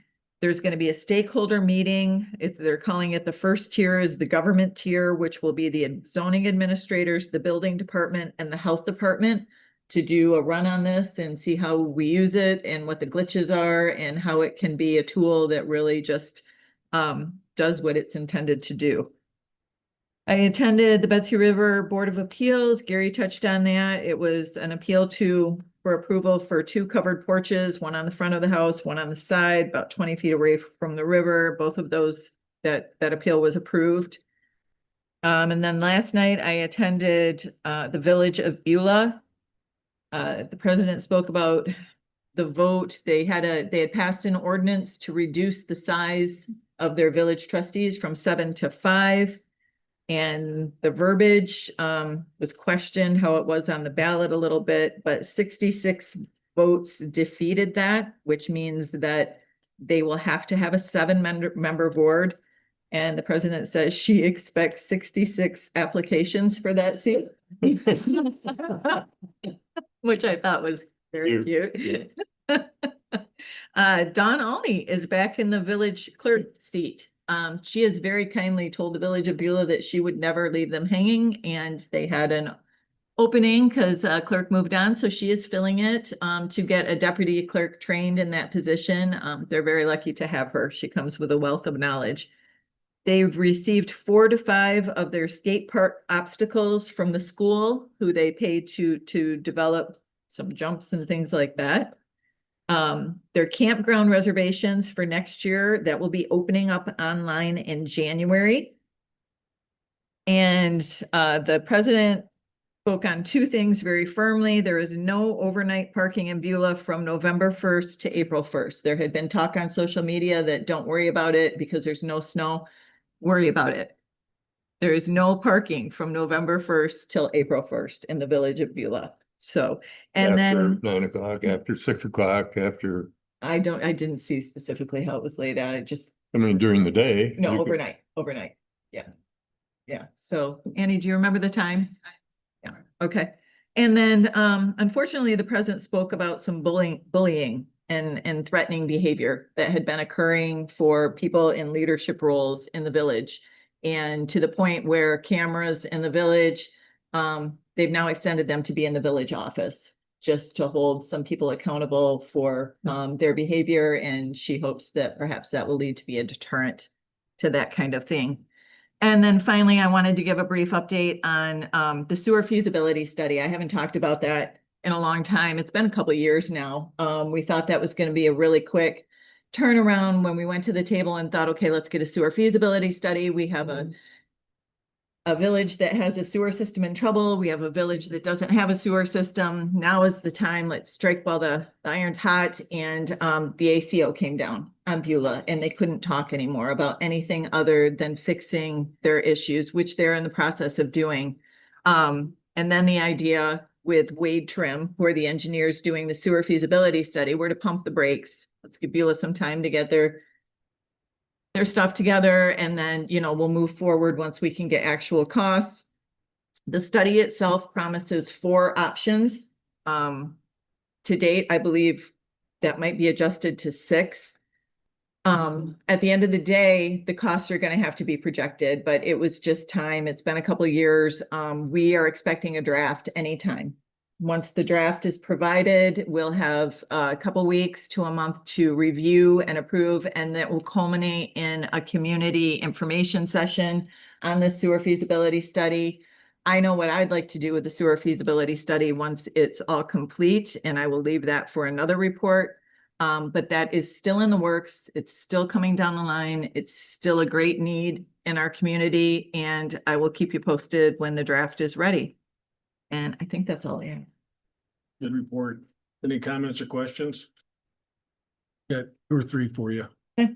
First, when you said that they had to put the brakes on it, I thought you used an acronym ACO. Administrative consent order is what the state handed to the village of Beulah, and that meant we're done. You are now going to do what we tell you to do with your sewer system. We're done asking you to bring your permit up to code. We're done asking you. We're not asking anymore. We're in control. This is the state. The ACO says we're in control. This is the level you're going to bring your sewer system up to. And for Beulah, I mean, it's one of the highest levels of the treatment of the water is going to be very, very high. And once you can't talk about, under that administrative consent order, they can't talk about regionalization. They can't talk about adding on in the future to partner with anybody else in the community. They are laser focused and have to be, per this consent order, on bringing their system up to the level the state requires. And until they do that, all other bets are off. Is it safe to assume that there were several phases before they ever got to that ACO? In other words, it didn't just happen. They must have known it was coming. No, and I asked that in one of the forums. The engineers were there, and I said these leaders at the table, they aren't engineers. They look to the professionals to know what to do with this system, and they make that, why are we here? And they've had Gosling and Zubak for decades, and he took a very long dramatic pause. I don't know if you remember that, Annie, and he just said, we made recommendation after recommendation after recommendation that were not heeded. And that's Okay. how they got there. On the land bank, you said that there was 4 items that they looked at: economic opportunity, blight, and what were the other 2? These are the 4 pillars they're talking about having for their vision to create their mission. And one was encouraging economic opportunity, having an impact on blight, partnering with affordable housing opportunities. And the 4th one was to create information campaigns or a toolbox to assist in the education of community leaders.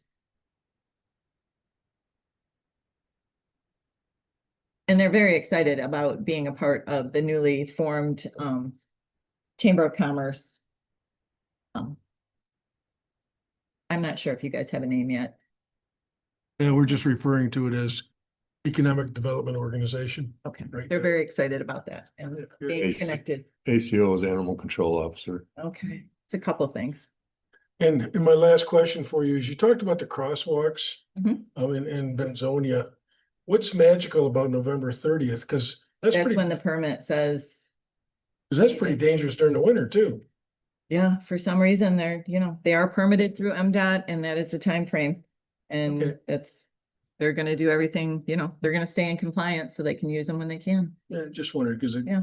doesn't get any less dangerous. I know, that was, Less traffic, but unless they assume they're gonna be snow covered, the crosswalks, so they're hard to see. I'm not sure. I don't know what the reason is behind that. okay, just curious. Christie? Yeah, I didn't have much, just the interview committees for both EDC and BTA. And we all know the outcomes of that. Appreciate you participating. So Lynn, I wanted you to get a flavor of what these reports look like. I know that Lynn has not been assigned to any committees, and he and I had a conversation. We're gonna wait until January. There could be a change of leadership. And we have to do new committee assignments anyway. So we've agreed that we're gonna wait till January. We're only 60 days away. But Lynn, do you have anything you want to offer? You bet. Not as detailed. I'm going to learn to be more detailed after listening to y'all.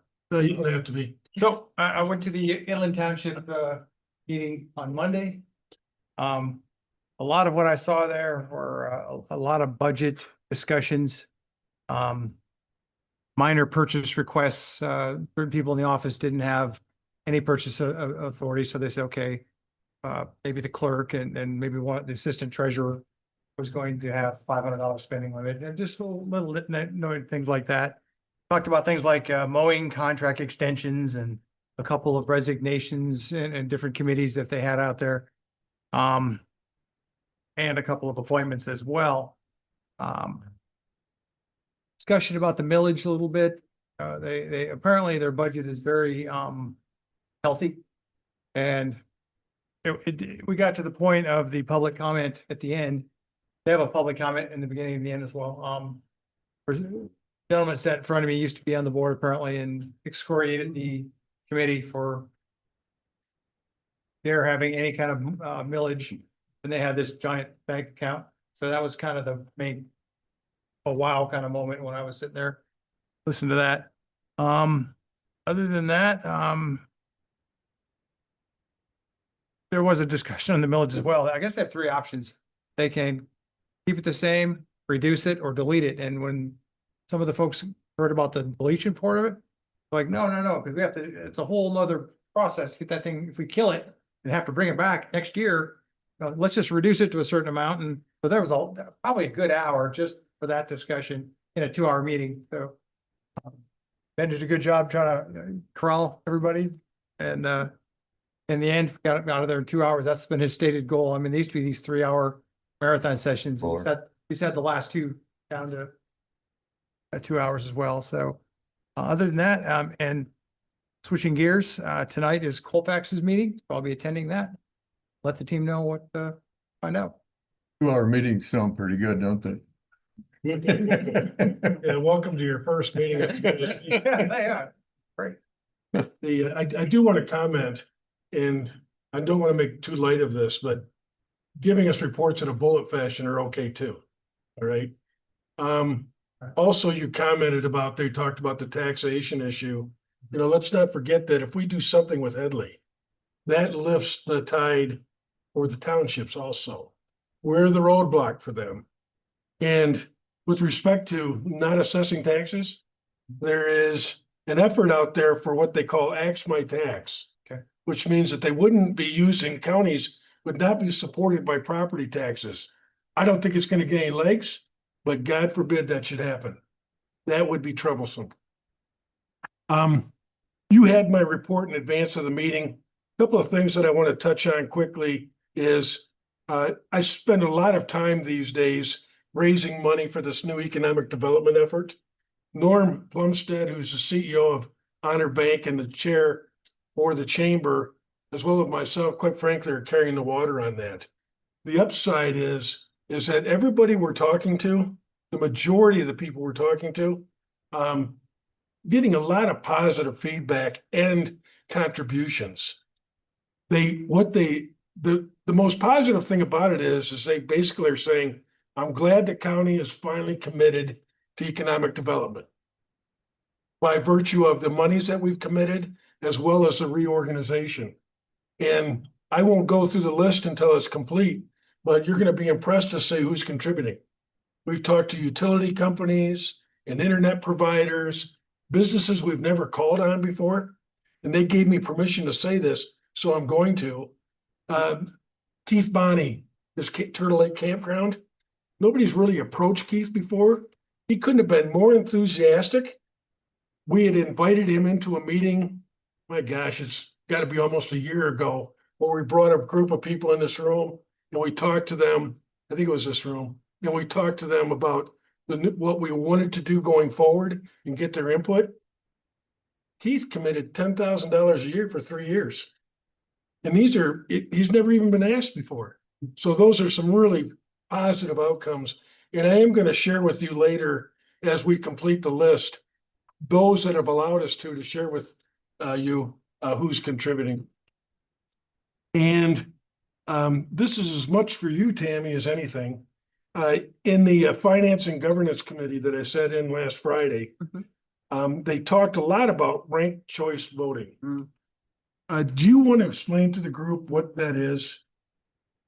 It's a little tricky to explain. By what I was understanding of it is you would take, when you have an election and somebody was lower that didn't get that many votes, it would be put into the votes of the people that were higher. Somehow I don't know exactly know all of it. This is just on the fly stuff. Yeah, she didn't know I was going to ask. No, but how it was explained was, say you have 5 candidates for one position, the ones that are lower that didn't get it, their votes would be circulated amongst the higher ones. So if I could just elaborate on that. Sure. In order to win the election, and by the way, this is ranked voting is in place in certain communities already. New York is probably the best example right now. You have to get 51% or greater of the votes. And until they get there, they will take off the one that got the least amount of votes and give those votes to the next person you've ranked.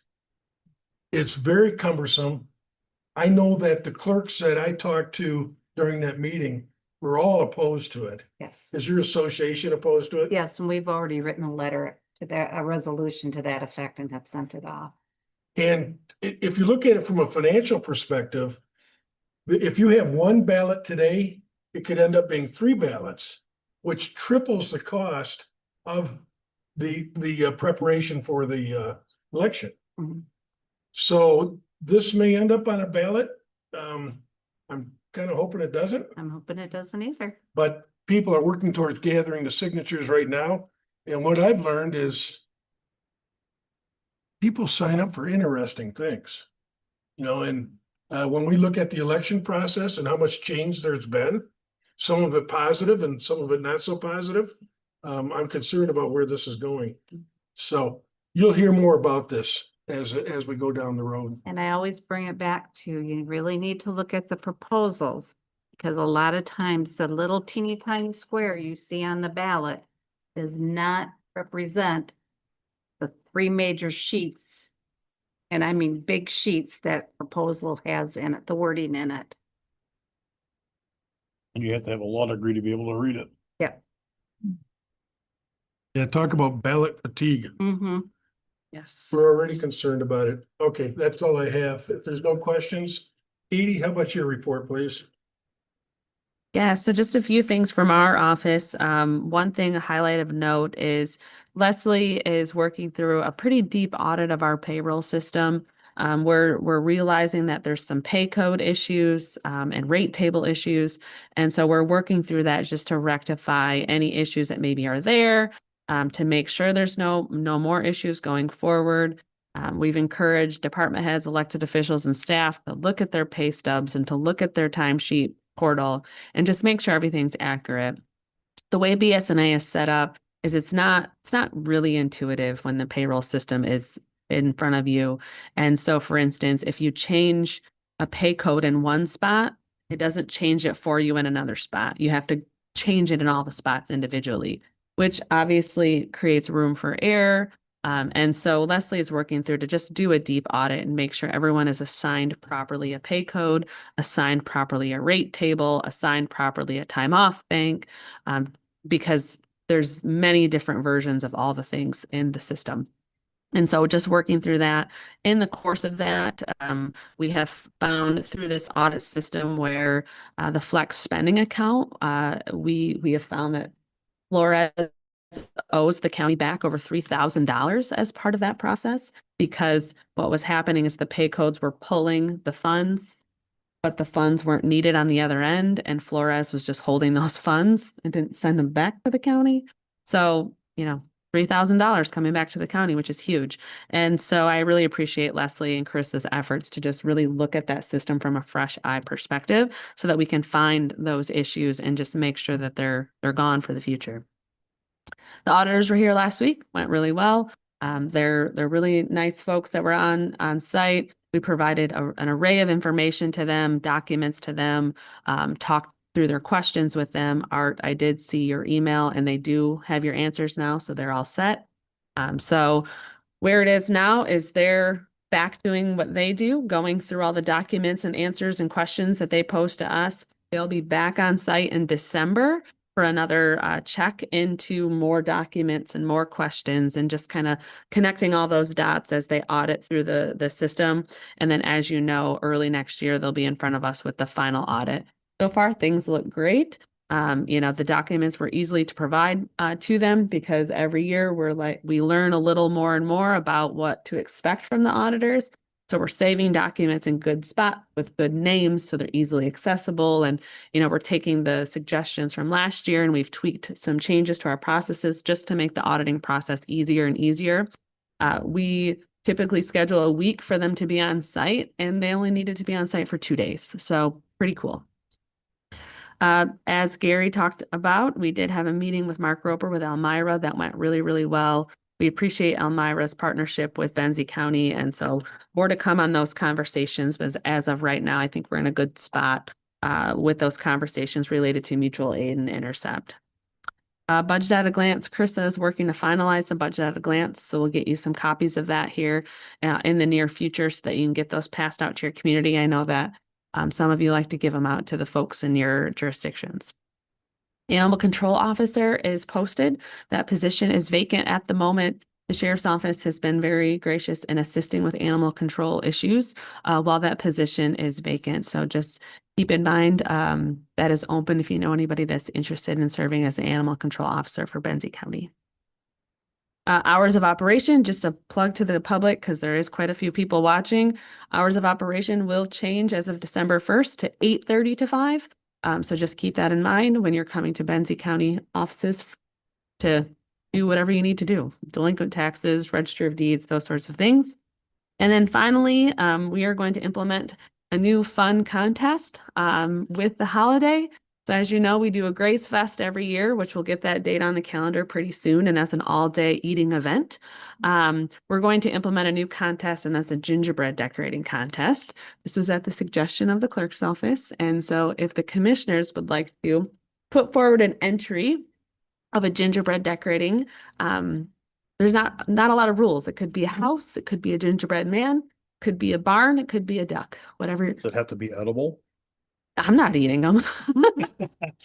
So just another fun contest to make light of having to be at work all day, every day. Because we're all family here, so we're having fun. That's all I have, unless you have questions for me. Any questions or comments for Katie, please? On Leslie doing the pay issues. Yeah. Is this the same BSNA that we're paying the astronomical increase for? It's not repairing this kind of stuff? I'm missing something here. Am I wrong? Same company. Yes. So the issue is that over time, so Benzie County implemented BSNA 20 years ago per se. And over that last almost 20 years, there's been many different people in that system setting up new rate tables and new pay codes, and union contracts have changed and union groups have changed. And so over time, there's just changes that have to be made. But because it's not a very intuitive system where it updates across the suite, things have been missed along the way. And so the other, to also add to the confusion, is we have POAM, COAM, and FOPLC. But with COAM, you have road and corrections. And with POAM, you have emergency medical technicians, emergency communication specialists, and corrections. And so when those tables are set up, it just says POAM 4 or POAM dispatch. And if you don't always see the whole window, you just click POAM and think, oh, wrong one. And so it's just a matter of being really methodical when you're going through the process to make sure you're selecting the right tables, you're selecting the right leave banks. The leave banks are set up properly. They changed when the group changed. And so we're just going through and really doing a deep dive into that, because what we have found is that as people have changed, so for instance, if you're a line corrections officer, you're in the POAM group, but then if you're promoted to sergeant, you're now part of the COAM group. And along the way, maybe the rate table changed from POAM to COAM, but your leave bank never was updated from POAM to COAM. And so we're going through and just auditing all of that to make sure everyone's in the right group and everyone has the right codes. And while we're doing that, Leslie's working to create an updated procedure, and she's working to set up the different things so that they are a little more intuitive, because the initial setup wasn't done. I don't want to say it wasn't done properly, but it wasn't done to utilize the full function of BSNA necessarily. I would think BSNA would be able to help you with this, or are they? Well, because not really, because they're specific to Benzie County. So the system is holding our information, and it's up to us to dump the correct and most accurate information into the system to then feed off of that.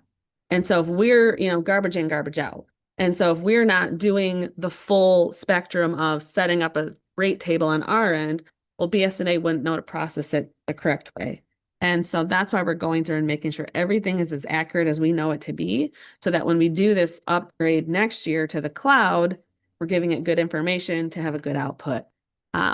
And with the cloud, our understanding is it will be more intuitive and will be more seamless. So when I update something in payroll, it automatically talks to timesheets versus having to update it in payroll and then update it in timesheet.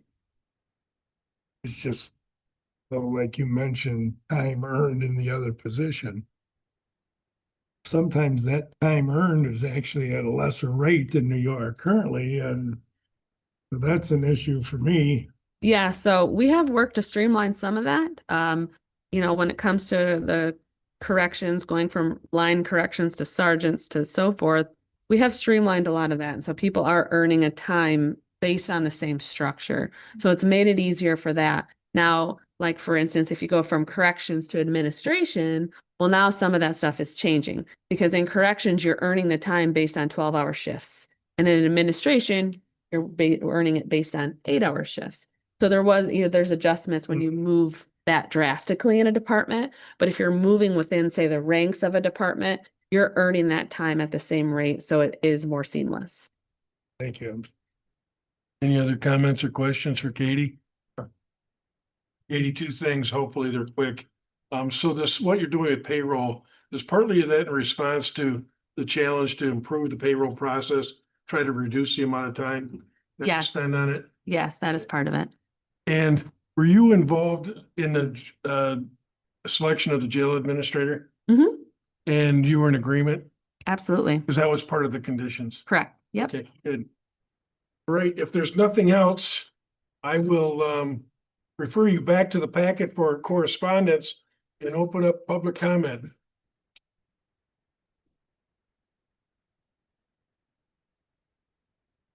I'm Annie Browning from 30 Grove Place in Frankfurt, and I just wanted to comment on because Tammy mentioned ranked choice voting, and I wanted to share my perspective. It's not real wide ranging or anything, but I have studied statistics quite a bit, and I think that might be what's required to understand it very well. So from what I understand, it reduces polarization, which we know there's a lot of polarization. I think more so in national politics than in local politics, but because it counts like the person that you like the least. So it allows people to meet in the middle, like compromise. Maybe you find a mediocre candidate who people nobody hates, but everybody kind of likes. It would allow for somebody like that to win instead of the people who people love winning. Anyway, didn't do a very good explanation, but I think there are positives to it, and I see it being having a lot of answers, especially on a national level. So that's it. Thank you. Thanks, Andy. Thank you. Thanks for sticking it out. Anybody else? If not, I want to thank everybody for your patience today. This is a marathon meeting, Len, and I keep setting records. I wish I hadn't. I'd move for adjournment. I'd make that motion. Bob? Second. Anybody opposed?